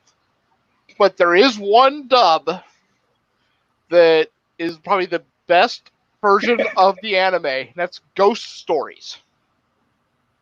I don't think I've seen that one. Really sure I haven't. School, grade school kids, like 10 to 12 years old range. And the school is haunted. The one's mom had put all these ghosts to sleep when she was in school. And now you have to do it. But when they did the dub for it, they basically went to the ones doing the dub and said, "Have fun." So it is one of the most sexually fucked up dubs ever. There's like one that talking about was going online to look up what was it, Jews up for sex or something like that, Oh yeah, I know that one. The one where the one girl is a hyper racist. No, she's supposed to be an extreme or Christian extremist who is always talking about they need Jesus and all this. And what was that show called again? Ghost Stories. I might have to give it a shot if it's one of the ones I can watch. But Yeah, like Mr. Miles has mentioned, Fooly Cooley and Tiki mentioned Space Dandy. I've actually never seen those ones either. Oh, Fooly Cooley you'd like. Yeah, but it's got to be on one of the either free streaming networks or Hulu. Now, a friend of mine has given me access to his CBS All Access and his DC streaming services. And Mrs. Vile has Netflix. But that's about it for me. Because I'm too much of a cheap bastard to pay for them all. I don't remember if Ghost Stories is on either one of those. If it was on any of those, it might have been on Netflix at one point. But yeah, that one is just—it's hilarious. Well, yeah, but Mr. Miles, for me, when it comes with an English dub, it really depends on the company making it and how much effort they actually want to put into it. Because there are some times where, yeah, the subtitles are much better, but sometimes if they translate literally instead of someone who actually knows the languages, the translation can be in a subtitle can be just horrible, and because of that, the dub will be horrible later on. So it really is hit and miss if you don't speak the language, and I don't speak Japanese. Yeah, I know a couple words in Japanese, and that's about it. I know a couple of food items and some cuss words. That's about it. Well, I did a report in high school, and I learned one phrase, but I turn around and I reverse two words, so now I don't remember if I know the actual or if I'm remembering the opposite meaning. But so Tiki is saying he doesn't like the Netflix half CG look. I think he's talking about cell shaded. And yeah, some cell shaded animation is hit and miss. Yeah. Now I will say on Netflix, I like that Seven Deadly Sins. Yeah, that's good. I can't wait till they bring out the next season of that. They didn't have anything to do with the production of that, I think. They just outright bought it. Yeah, I think the last Netflix show that me and Mrs. Vile were trying to watch was Black Mirror. I haven't watched that one. And of course, I did watch Stranger Things. I watched the first couple episodes, and then I just haven't gotten back to it. It's definitely an 80s nostalgia trip. And I think half the appeal is just that. That's what kind of my feeling was, just I lived through this time frame, Yeah, I was born in the 80s, but because I was born in 84, I didn't get to experience a lot of the 80s. But a lot of that stuff was still popular by the time I was a kid. By the time I was 5, 6, it was still very popular. Well, I caught the beginning because I was born in 75, so, But like I remember going to see Batman in the theaters, the 1989 Batman, Teenage Mutant Ninja Turtles in the theaters. So, I still think the first Turtles movie is definitely one of the most underrated comic book movies of all time. I think that was it should definitely be in the top 3 of anyone's list. Oh, definitely. Yeah. I remember watching the Teenage Mutant Ninja Turtles miniseries when it was first released. And that was just mind-blowing. But I think he was also an 84 baby, but I think he's still older than me. And yeah, Richie Poole, the USS Callister episode was a really good episode. I forgot I could do this. I forgot you could put up the chats. I gotta remember, when I'm on my laptop, I can do more things than I can when I'm on my phone with StreamYards. Fortunately, Val, being born in 84, you weren't one of the ones that got the great, what's the word I'm looking for? Trauma of watching a teacher blow up. No, The, that uh, was chal- again, that was before my time, but the Challenger. one of the Of course, being a history event, the first teacher in space, schools around the country were watching the launch on TV. We were actually sitting in our lunchroom watching it when it happened, but my school got hit hard because one of our teachers at that school was in the top 5 finalists. Oh, damn. Oh, So- Mr. Miles, I think I've mentioned before that because I play Yu-Gi-Oh! And Pokemon and Magic the Gathering, one of my favorite decks to make are these turtle. I call them turtle decks because all the monsters will be turtles.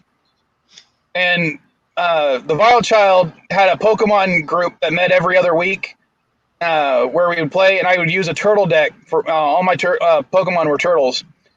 And every time I'd win, I would actually play the Turtle power song. And it got to the point where people would get really annoyed because while they were about to lose, I'd queue up the song on my phone. And as soon as they lost, I'd hit it play. And it'd be like, Turtle power. Oh, yeah, that was one of the greatest soundtracks ever. Oh, I love that song. I even like the Vanilla Ice Ninja Rap song. Oh, what's not to like about that one? And Mr. Miles is now quoting the song. We need heroes like the Lone Ranger when Tonto came pronto. When there was danger, they didn't say we'd be there in half an hour because they displayed turtle power. Of course, the best song from the movie, they didn't put on the soundtrack. Which song was that? That was their version of Tequila. Well, I don't think they could afford the rights for that one to be on the soundtrack. I know, but that was still the best song in the movie. Oh. But yeah, I may have been born in the mid '80s, but I definitely was a child of the '80s because most of the shows I watched back then were all '80s shows. I mean, I remember, being about 3 years old, sitting in front of my TV watching Transformers, and this was before the Generation 2 stuff. Oh yeah. We had some of the greatest shows in that time frame. It's like one of my favorites, very underrated show, and only lasted, I think total is 16 episodes, but only like 13 aired in the U.S. That was called Misfits of Science. It introduced the world to Courtney Cox. Oh, and Tiki is definitely putting in some trivia for us because I didn't know this. The TMNT movie was the highest grossing independent movie until Blair Witch. Oh, wow.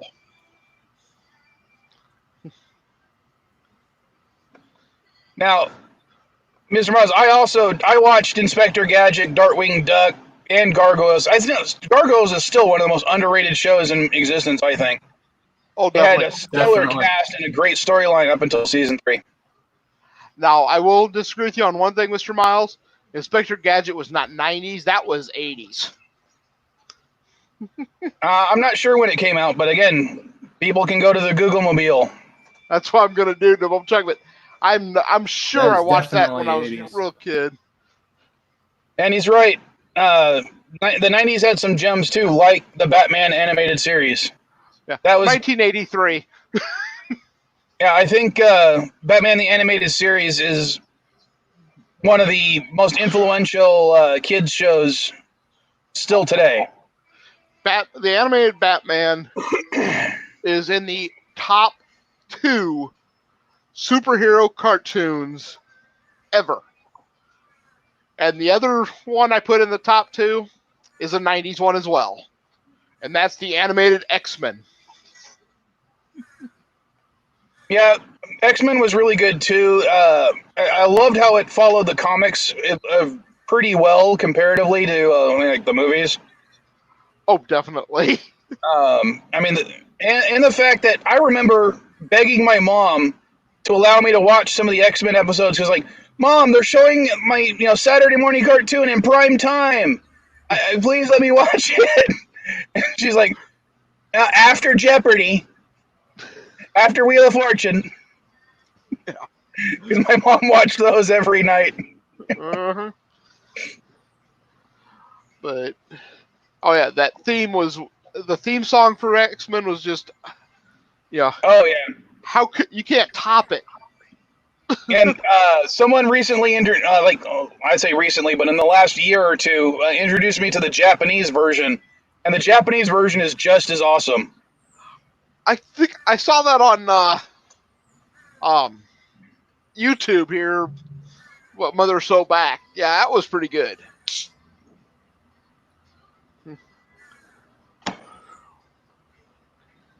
Why is it other than the MCU, almost every live action comic book thing sucks, pretty bad, but the animation is either really really good or why the fuck did they make this? Well, my belief on the movies is people are still have the mindset, in the most part, of the comic book movies, superhero movies are either for kids, kiddie things that kids are going to watch anything you put out there in front of them, or they're doing it. They'll say it's a nostalgia thing for adults, so they'll try to make it super dark for the adults. Not realizing that's not the darkness that the adults are wanting to see. It's like the Superman versus Batman, and then they're just not worrying about quality, which is a big thing now anyways. The Marvel movies, Marvel was making them, and they realized their audience wants movies that are good. They want movies that, while maybe don't follow the comic exactly, at least, how am I trying to say this? They adapt the storylines very well to that medium. Yeah. Because Marvel... Civil War was completely different in the comic books, but it still made a great movie. Yeah, the Marvel was actually caring about the product. Mm-hmm. It wasn't just let's slap a movie on it. We'll get some big name actor to come in. But that's like cartoons. For the most part, newer cartoons suck because they're dumbing them down. It's like that new Thundercats. Yeah, I wanted to watch that one because I was a fan of the original, but I never got around to it because, I don't know, it just didn't look good. Well, as soon as I noticed they have, I call it the chibi art style, where they dumbed the animation down. They did it, at least, I will say, Teen Titans Go, as much hate as it gets, and I'm one of them that's not the biggest fan of it, it's had some decent episodes. Especially, Sun Doesn't Shine, or whatever it is. Basically, they did a retro 80s feel with 80s style music. And those are good. But Mr. Miles just keeps trying to defend the 90s by naming 90s shows. The fact that Teen Titans Go didn't completely tank is why you got that Thundercats Roar, Steven Universe, and all that other basically autistic stuff. Mm-hmm. That's what it's made for. That art style was invented to placate to autism. It came out of like Caltech or NorCal or something like that. I remember that art style being similar to Powerpuff Girls, and that's, again, a 90s thing. It's always been around before the that kind of stuff. I mean, even really early anime from Japan was that kind of style.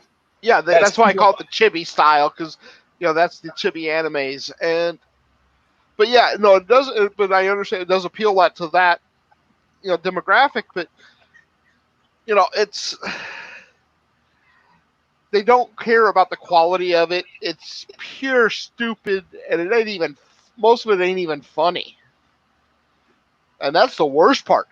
If you're going to go stupid, at least make it funny. You know. Ren and Stimpy, I think, was 90s for the animation, or for the cartoons. Yeah, there But was. I think 93. the comic book might have come out in the late 80s. But I'm not positive. Yeah. But Ren and Stimpy was definitely a lot of 80s type humor, even if it was a 90s show. Yeah. I don't think I think the early 90s was basically still continuing that 80s aesthetic and humor and stuff up until about 93-ish. Yeah. Now, Animaniacs, I will give that to you, Mr. Miles. That is one of the funniest shows ever. I found myself sometimes when I'm frustrated, instead of saying like fuck or something, I'll say Coin Laven because of that show. And then I'll have people look at me like, what the hell did you say that for? Was that Jewish? And I was like, no, that was fake Jewish from a 90s cartoon. Or, with the anime, I mean, were able to put adult humor into a kid's show and make it funny for both kids and adults. Yeah. That's like the classic of Search for Prince. Found him. No, fingerprints. I don't think so. Great Good night, joke. everybody. Yeah, kids could laugh at it and still not quite understand the, full humor in it, but it was still funny. And of course, the adults watching just choked on their coffee. Because the Vile Child was so much into it, and a lot of people were talking about it, I tried to give Steven Universe a shot. And while I was editing videos, I just had it playing, one episode after another. And again, the show was incredibly boring for me. And she goes, yeah, it doesn't really pick up until like episode 40. And I'm like, I'm not going to give a show that long a time to pick up. It was not terrible show, but it just, I don't know, it doesn't have that greatness that it could have had. It had the potential. Now, if people enjoy it, by all means, watch the damn show. I don't care. And again, it's another one of those ones I know a lot of people on certain Facebook groups I'm a part of were like, they shouldn't be making this type of show. It's politicizing our kids. And I'm like, dude, it's a fucking TV show. Let kids enjoy it. Yeah. If they find it funny, let them watch it. I don't find SpongeBob funny, but I know it's real popular with a lot of people. Oh, yeah. And of course, Mr. Miles is again talking about a show I've never seen. Actually, I had seen a few episodes here and there, and I just started watching it from episode 1 here a week or so back. That, again, I'm so far behind on shows that, but Avatar is actually an interesting show. Yeah, it's a very good show, especially when you get into it. First season, what I thought was real funny about, I think it was Naruto. I was perusing a certain adult website, which won't be named, and there's certain categories I like. So I like reading stories. I don't necessarily like watching the videos. So I started reading the story that fit one of the categories I wanted. And they start talking about all these people with weird names, and I'm like, what the hell is this? So I looked up one of the names, and I'm like, oh, it's a Naruto sex fanfic. Uh-huh. And I'm like, okay, yeah, this is not my cup of tea. I'm going to the next one.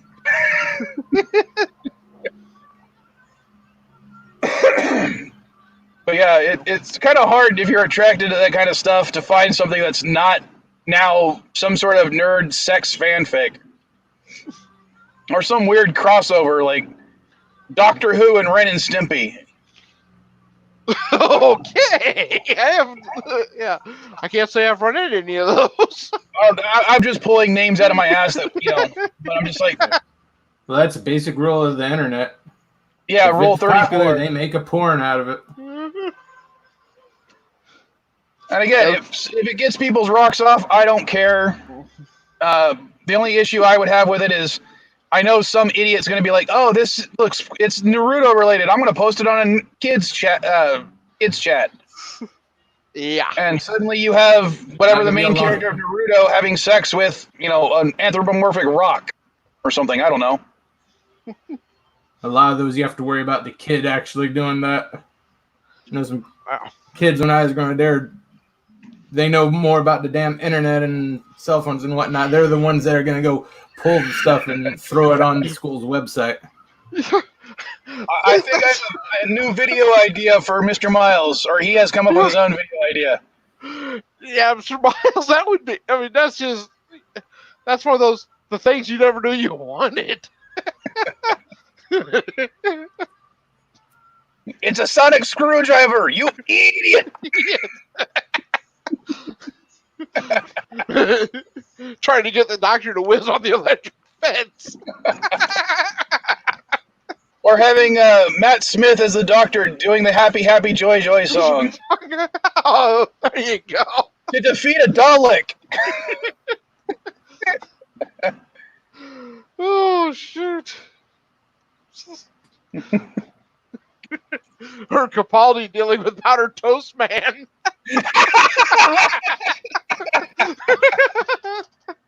Mr. Miles, you're the editor. Make this episode. Is anyone else jealous at how comfortable Night Breeze looks?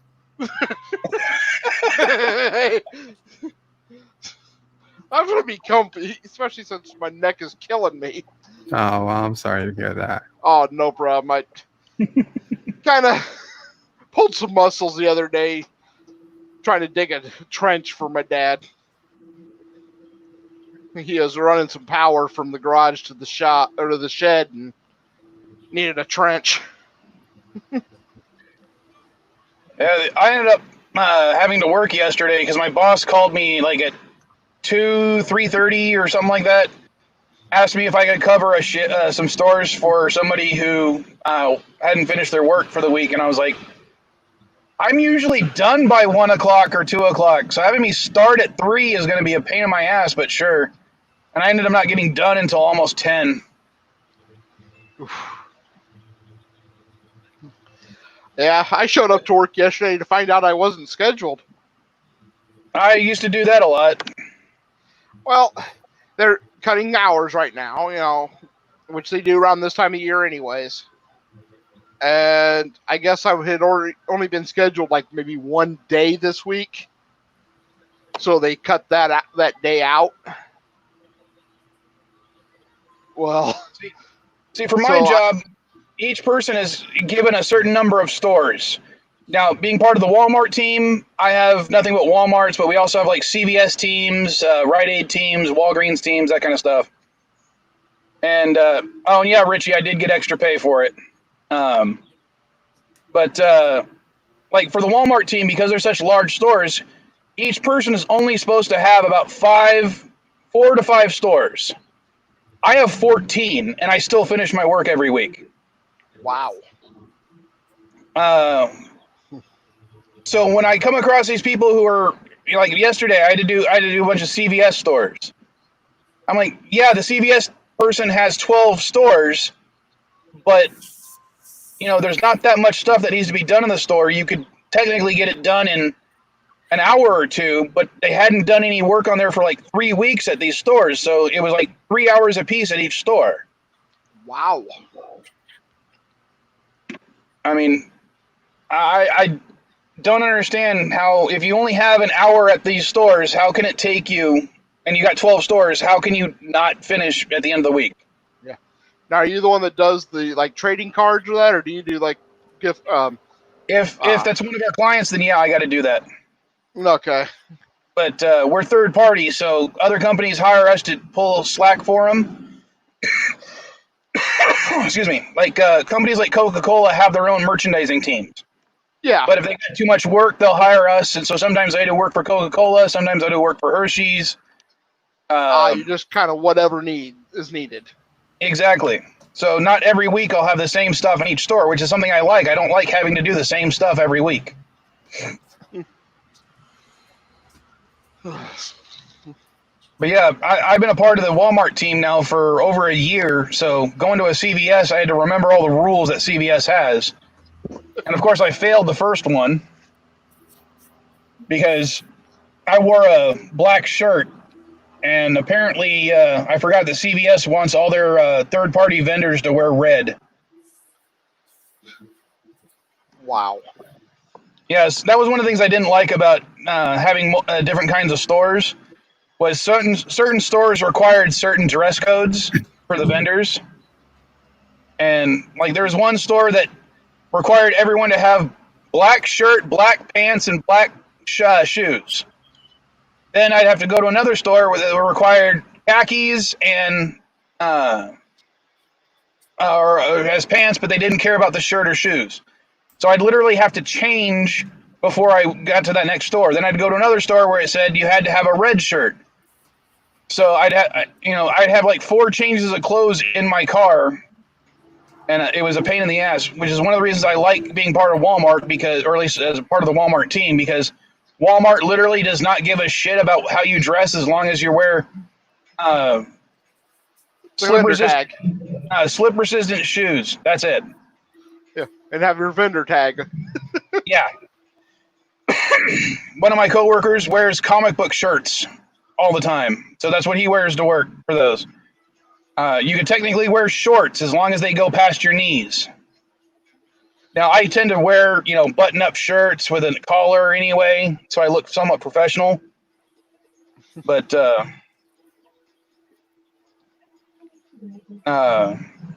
only thing, because that's just how I normally dress, but I get a lot of, "Oh, can you help me with this?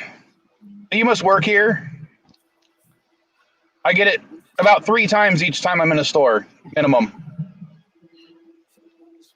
Yeah, we had one of our vendors, Kiwani gets that.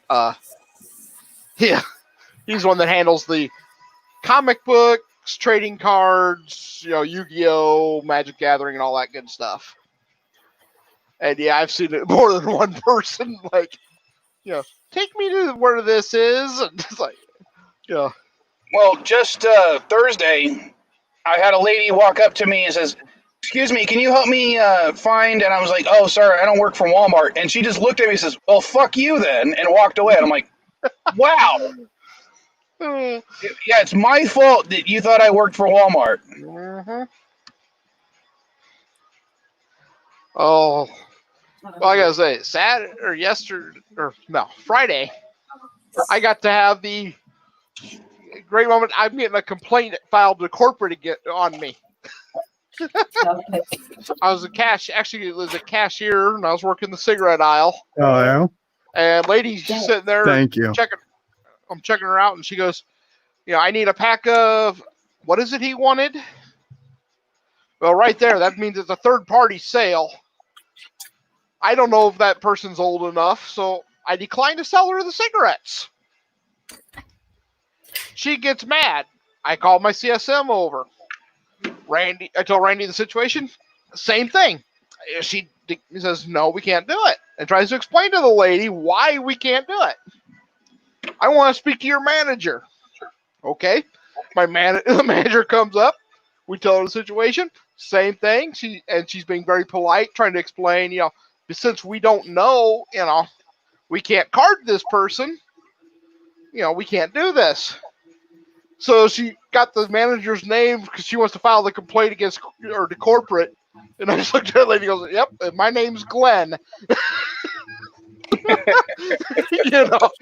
She's going to file a complaint against corporate because I prevented possible, fines and, arrests. I think corporate might not get too mad about that. No, one of the one of the things I had recently, I think it was like last week or the week before, one of our companies is a certain tobacco company. And I had to do a check for a lot of the products, making sure that the product that was on the shelf matched the price that Walmart had for it and stuff like that. So it takes a while. It takes like an hour to do for all their products. And they didn't have a cashier at that register because there's two of them for the cigarette area. So people were like lining up for one and assuming that because I was standing right there, I must have been a cashier. And this one guy was just really angry. He's like, "Give me my damn Marlboros." And I'm like, "Sir, I don't work for Walmart." He's like, "You're behind the register. You work for Walmart." And I'm like, "No, sir, I don't." He's like, "I want my damn Marlboros, Marlboro Reds, shorts." I'm like, "Sir, I don't work for Walmart. I don't work for Marlboro." Like, "Damn it, just give me my cigarettes." And I'm like, "Dude, I can't. You're going to have to go to that register. There's a line for that register." That's when you want to have a pair of red shorts with Marlboro written on them and say, "Here you go."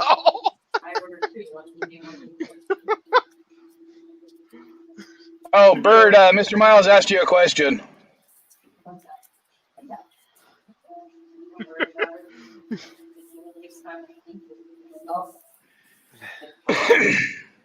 I'm sure he'll pay attention in just a second. Sorry, I'm here. What's up?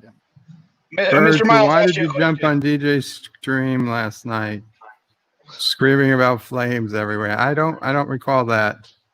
Oh, that was LDG pretending to be me. Ah, Was We it actually busted him. LDG? Yeah, we busted him this morning because when I was on his stream when he started, he came up and his name was Mr. CCVD. And I was like, why is your name Mr. CCVD? Now, he was the last. DJ had already told me this morning that after I went back to sleep, the same person tried to come back as a few other people, the last one being Mr. CCVD. And then, of course, that's exactly what his name was set to in StreamYard this morning. So he admitted it was him. Yeah. So was he the one that came in as himself? He probably did. Yeah. But yeah, no, I was on there when you when that jumped on there because I saw your thing in the chat about no, not me. Not me, not me. the closest thing that happens to me about that is when Caddy steals my phone. So she'll start typing stuff, not necessarily as me, but I'm not important enough for someone to fake being yet. Yeah, working retail kind of sucks sometimes, Richie. I kind of feel bad for a lot of those people. That's why I'm always so polite to them and nice. If they're in a hurry or they're helping other customers, I don't try to rush them because there's just too many Karens out there, and whatever the male version of a Karen is. Yeah. Oh yeah, I was off the clock one day and I watched a woman actually sitting in the self-checkout had the cashier that for the self-checkouts and two CSMs working on a machine trying to get it to work. It had a major meltdown. And this woman starts snapping her fingers like you would to a dog.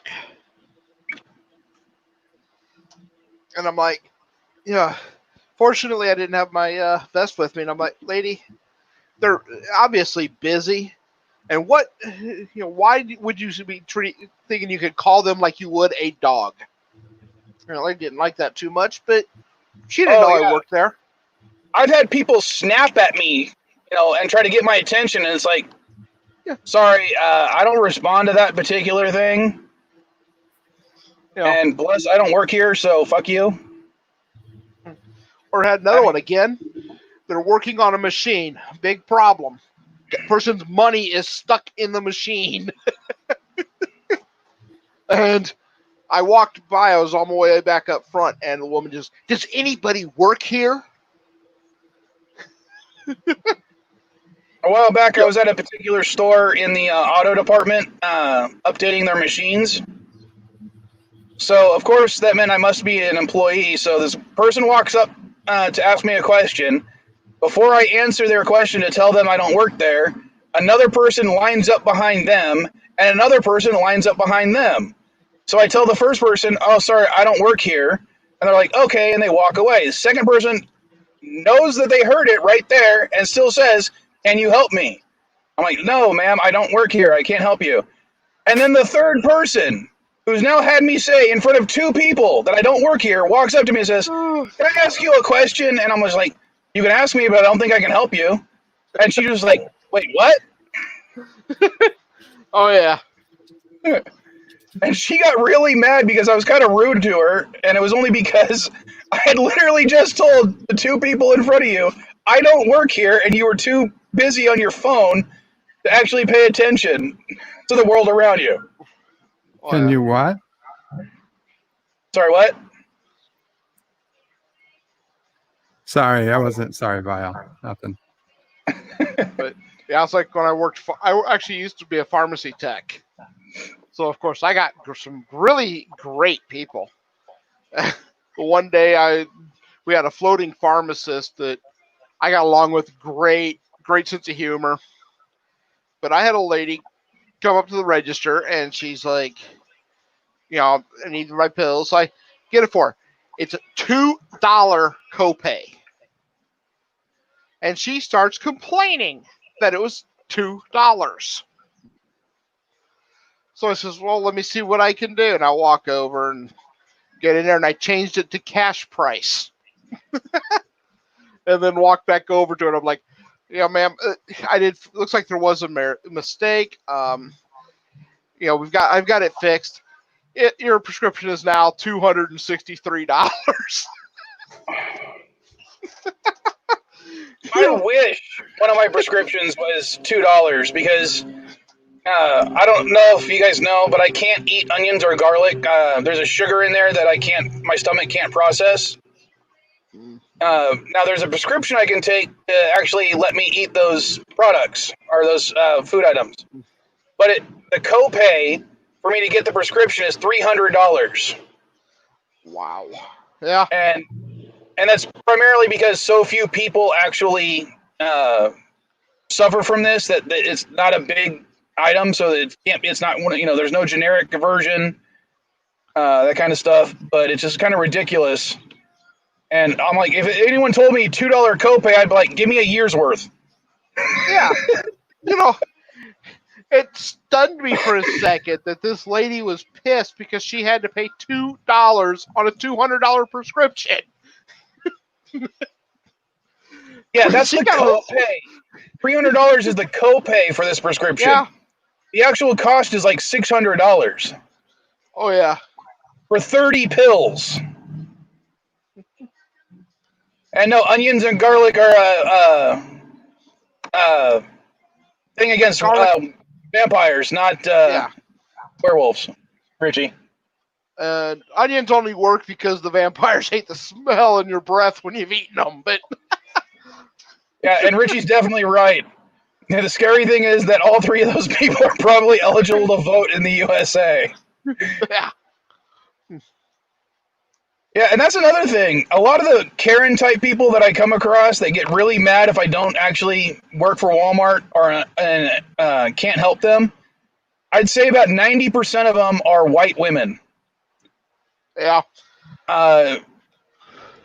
Occasionally, I've had a Mexican person try to ask me a question, and even I tried to tell them, "Oh, sorry, no trabajo aquí," and they're more impressed that I tried to answer in Spanish than anything.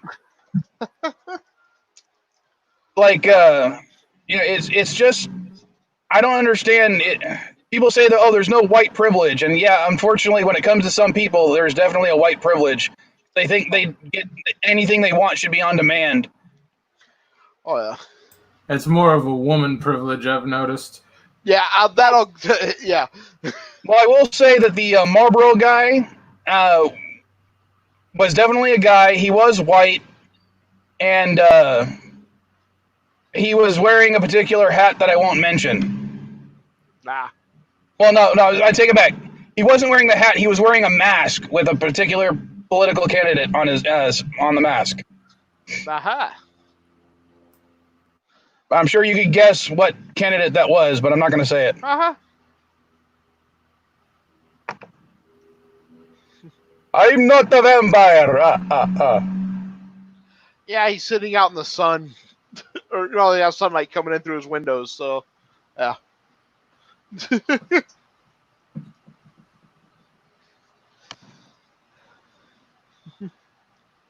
But, yeah.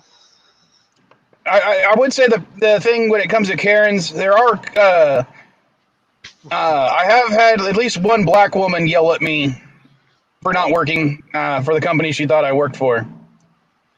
But as I said, about 90% of the people that complain are white women. I've had some, yeah. Well, that one I had Friday was Hispanic. I don't know if she was Mexican or what, and I think she was a natural born American because there was no accent, but who knows, I've run into people before that immigrated with no accent. Used to be a security guard for a company that made semi-trailers. And there's a semi company out of Chicago called JKC Trucking that are all Polish. Every one of them is a Polish immigrant. And we had one guy come in and he spoke fluent English with no accent, and he'd only been in the country for 6 months. Everybody else had a strong accent. I used to work for a company back when I did construction. Well, it was an HVAC company, but we did a lot of construction stuff. One of our team leads, but one of our project managers was a Russian immigrant. So a lot of the people he tended to hire were Russian immigrants. And it was just kind of funny because like half of them would have these very thick Russian accents, and then half of them would have no accent whatsoever. And it was just weird because it'd be like, you'd have one guy be like, let's go get lunch. Or, I can't do a Russian accent very well. And it was so thick. And then the other guy would be like, yeah, that sounds good. And he's also Russian. Uh-huh. But I do say, I did like to deal with some of the regular JKC drivers. They would come in. Had one, we called him Wojo. His last name was Wojciechowski. But he told the best Polak jokes you have ever heard in your life.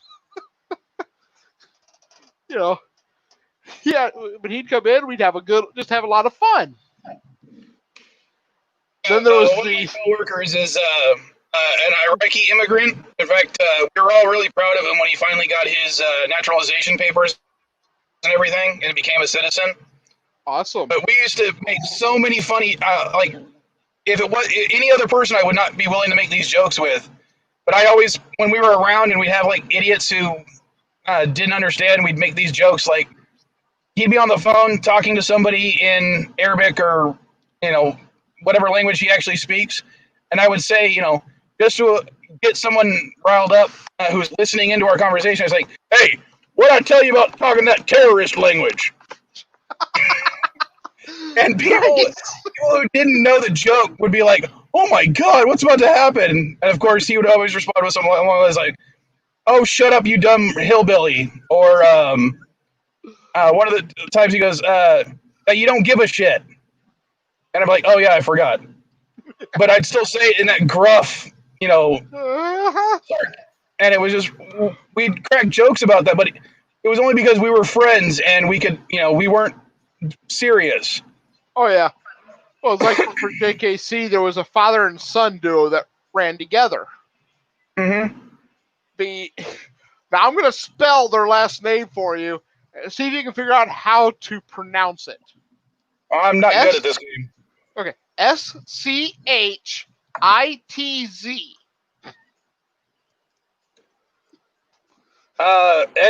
SCHITZ, which I just put in the chat. I would imagine that's shits. It's sheets. But of course, we all called them shits. Fortunately, they had a sense of humor. But it was old man shits.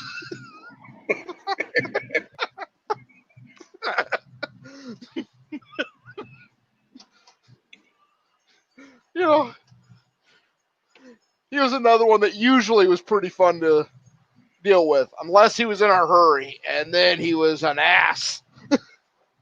If he was in a hurry and his trailer wasn't right up front, oh man, you definitely heard it. No, but I like making those types of jokes to make other people uncomfortable. Or like, I had a certain person yell at me, just the standard "fuck you." So I just looked him straight in the eye and I was like, "Why don't you be a man and fuck me yourself, you silly goose?" Oh. And he freaked the fuck out. He had no response to that. Oh, shit. It was just really funny because I do not look like your traditional, this stereotypical gay guy, and I'm straight.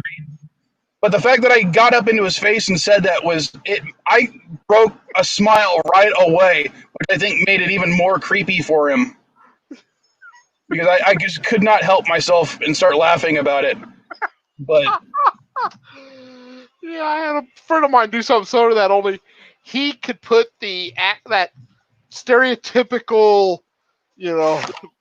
accent voice on like it was a switch.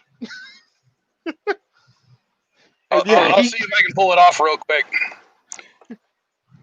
Fuck me yourself, you silly goose. No, I can do it. No. Because that's about how I said it to him. Oh, man. And, yeah.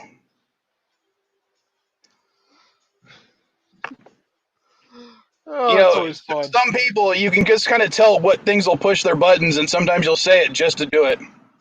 Oh, yes.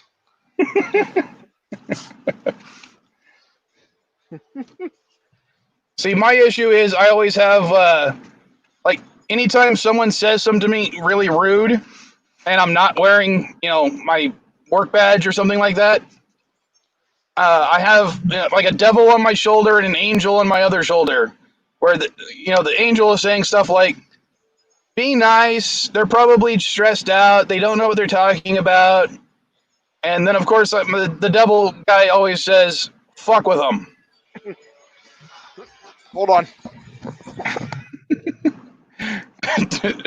My biggest problem is the devil usually wins. Yeah. Well, depending on the mood I'm in and everything, and once in a while the angels go and, make them cry. But no, sorry, I had to mute it real quick because my alarm clock was started going off, and I didn't want you to get a copyright. Well, I don't have enough subscribers for that yet. I need more subscribers.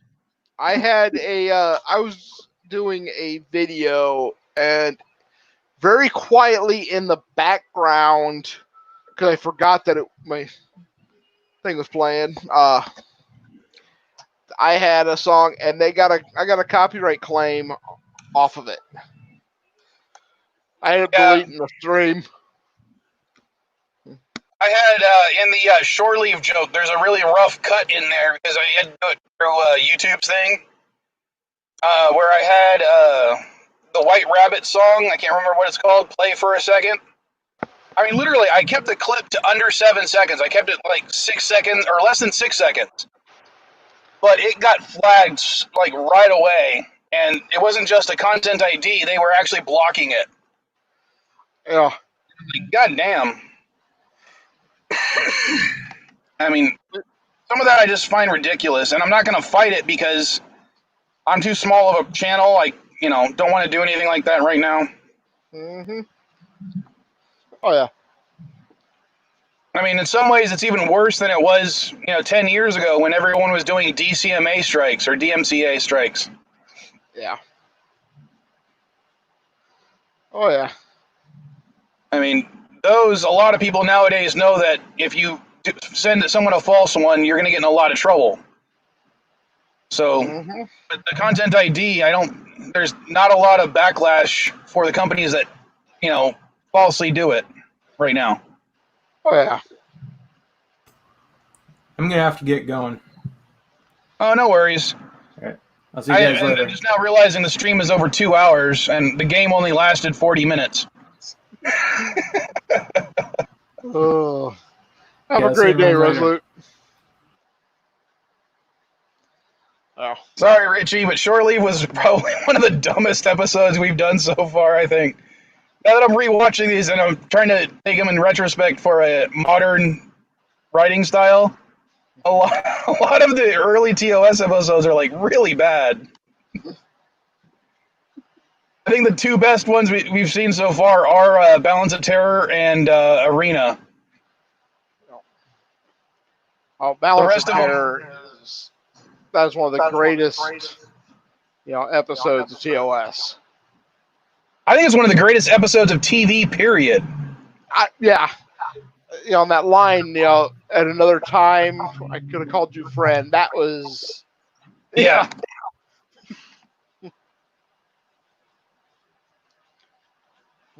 All right. If anyone else wants to come up, I'm going to post the link again. I don't know how much longer I'm going to go, though. Might just go for, let's say, 2.5 hours, so another 15 minutes or so. Then I'll probably end it up. Bert, are you going to end up streaming today? No. Did you do your movie stream yesterday? Because I didn't get a notification for it. Oh, I did. It was awesome. It was the best movie stream I did in a long time. Damn. What movie did you watch? Short Circuit. Oh, man, I love that movie. Well, it's still up. I mean, I know it's not the same as being there live, but no, it was fun. It was actually a really good stream. Oh, good. Well, next week is Total Recall, but the week after, the 1990 Total Recall, the Schwarzenegger Recall. I'm getting a call. Okay. I'm getting a call from Caddy, so I'm going to mute myself. You guys hold the conversation. So the following week, if he comes back, but either way, the vote's still going on, but it's back and forth between Short Circuit 2 and The Burbs. Short Circuit 2 is a fun movie. Yeah, I think so. I think after seeing Short Circuit 1, everybody realized that in Short Circuit 2. Yeah. I do say Short Circuit has one of my favorite lines of the era, and that is Johnny Five going, "Nice software." What is that funny? It was everything that the guy who turned out wasn't really Indian. Yeah. But every line he delivered was hilarious. Oh, yes. Every single one. One of the great movie insults of all time. Hey, laser lips, your mama was a snowblower. All right, I'm back. Sorry, she was just calling me because if I don't go to work today, I'm going to pick her up and we're going to hang out today. We'll probably watch the next episode of Star Trek, which is tomorrow is yesterday. Not the worst. Yeah. Then you got to watch the next episode of Voltron. We might. It depends on how much time we have. Yeah. Because the primary reason I'm going to be picking her up is she's down in my neck of the woods, spending time with other family members, and that way I can also take her back to her mom's house, which is like a 30-minute drive away from this area. Aha. But I got to confirm with my boss whether or not I'm working, and she hasn't responded to my text messages yet. No. But we're not. Usually, we don't work on Sundays at all. So she might not even be paying attention because we're not supposed to work. Even the management is not necessarily supposed to work on Sundays. Yeah. But I'll bet you're looking forward to seeing the continuing adventures of Shino. Or Sveno. Not Shino. Continuing adventures of what? Sveno. Oh, Sveno. Dang it. Yeah, I still call him that. I'm going to call him that for the entire first season. We haven't decided if we're going to continue on after the first season for Voltron. Really? Because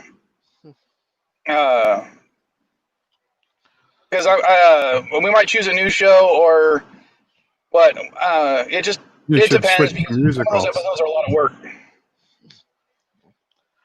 Sorry, what was that, Bird?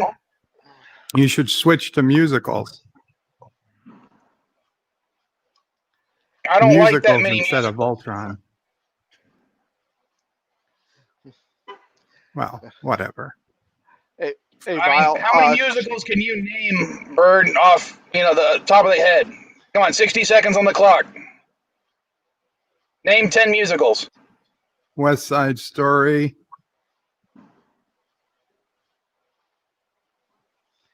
Pass. Okay. Well, Cats, West Side Story. Let's do. Well, Hamilton, which kind of sucks. Shrek the Musical.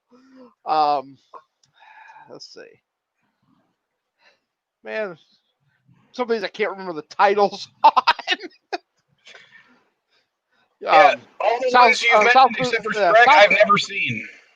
South Pacific. Never seen. Oh, great movie. Then you got shit. I can think of the movie. It's one with the Rolfs in it. It's got The Hills Are Alive. Oh, Sound of Music. I have never seen Sound of Music, but I have seen these two that Mr. Miles put. Bigger, Longer, and Uncut. And The Book of Mormon. I have seen both of those. I haven't seen Book of Mormon, but Bigger, Longer, and Uncut. I mean, you got a great movie when the music is nominated for multiple awards and they can't play the songs at the award ceremonies. The musical version of Planet of the Apes. The Academy Awards did a song from South Park, sang by Robin Williams. Yeah, I can't remember now which one it was, but it was like, oh yeah, Blanket, because it was the only one out of the songs that were nominated that could actually be performed. Yeah, there was still he still said the F word, and like they're really gonna do Uncle Fucker on the Academy Awards. I still couldn't believe when that was actually nominated. Not that I didn't deserve it, but just I have never seen the original Annie. I did see one of the remakes, which was god awful. Oh. I have not seen Tom Sawyer, and I've not seen Singing in the Rain. Richie? I'll tell you, the original Annie with... Mr. Miles and I have more in common with our taste of musicals. Yeah. Oh, yes, Monty Python and the Holy Grail could technically be called a musical. See, I don't know if I would count that as a musical, but it's been like 20 years, but I did see Spam-A-Lot. Yeah. That's one I want to see is Spam-A-Lot. I've got the soundtrack for that. God, as I said, I haven't seen that one in so long. But no, with Annie, I mean, you got if it counts as a musical, I haven't seen the whole thing, but I own a copy of the Coming Out of Their Shells tour, Teenage Mutant Ninja Turtles live in concert. Oh, nice. I've got it on VHS. Oh man. That would be an awesome thing to have uploaded. Oh, it was so horrible. I just remember the costumes were so bad. Oh yeah, but oh.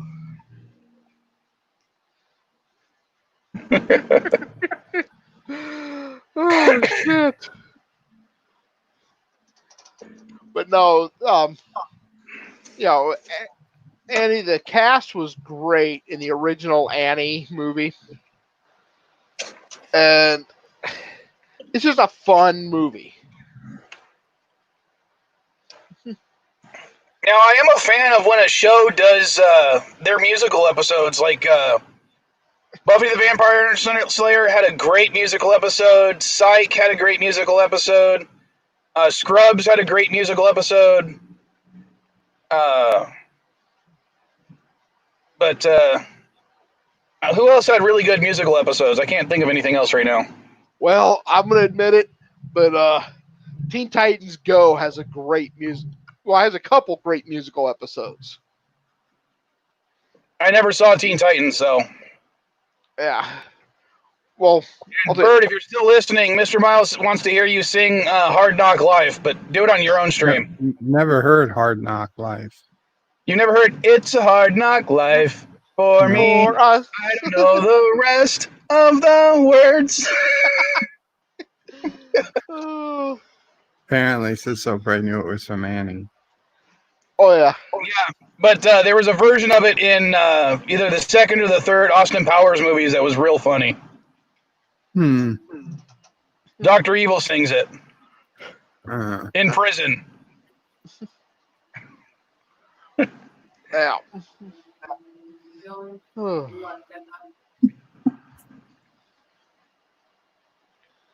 But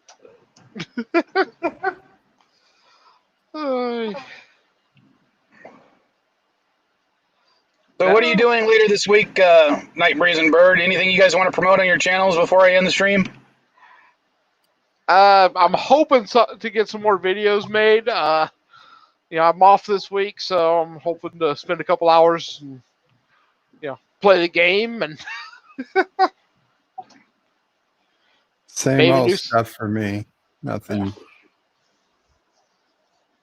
Oh, tomorrow I'm streaming early because Sci-Fi Nation is interviewing Commander Cockings at 5 p.m. Eastern, so I'm going to go on maybe. So that's about 2 o'clock my time or something. Yeah, I'm going to be going on earlier, so like 2 p.m. Eastern or so, 2 or 3 for Bed Life.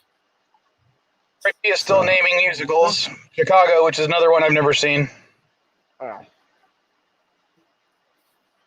But yeah, if you did like the Jeopardy thing, guys, and you're still watching, definitely leave a comment or go to the Twitter post and make a comment. Tell me, spread it around so I get more people watching and other people playing. 'Cause I don't want to have the same 3 people. No offense to you guys playing every week.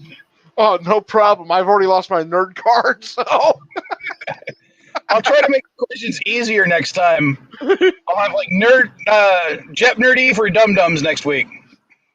there we go. Maybe in 2 weeks. I'm not going to do it every week for this thing. Yeah. We'll have to get a hold of Andy Trekker and have him join in after his. Andy Trekker only knows Star Trek, apparently. Oh. Yeah, he knows so little about Star Wars is why he still thinks the Connie would win. Well, actually, I watched his video, and there is some good arguments to be made. Though the one thing he left out, well, there's 2 things he left out, sort of. One is, with the TIE fighters, the TIE fighters could theoretically give the Star Destroyer time to get in range. Yeah, see, I agree with you there. I think the TIE fighters would be swatted out of the sky really quickly. But they could definitely be used to screen and prevent them from fleeing to the point where the Star Destroyer will catch up. And let's face it, the Star Destroyers are not a slow ship. They can keep up with the frickin' Millennium Falcon traveling in a straight line. Yeah. And the other thing he did, and I actually put it in the comments, is he mentioned with the shields, where the not stopping physical objects, and used this Millennium Falcon attaching itself to the back of the Star Destroyer. And I have a clip from Empire Strikes Back that would definitely disagree with that. But the thing is, if you go back to A New Hope, the shields can be raised where needed. And I use that when they do the Death Star attack. Red One making his attack run, and he goes, raise deflector shields, double front. Yeah. So this ship is coming straight at you from the front. It makes sense that that's what they would raise, was the frontal deflector shields. So, not saying he's wrong on it, but that just to me says, that's how the Millennium Falcon did it, is that they raised the frontal shields. I can't. All right. It's been 2.5 hours. I gotta call my boss and talk, possibly pick up the Vile Child. So Okay. I'm gonna Take care, go ahead and Vile. end the stream. If you guys already aren't, even though there's only 8 people watching right now, subscribe to me, Nightbreeze, and definitely Bird of Prey. And I'll see you guys next time. Later, folks. Take care. It's been fun.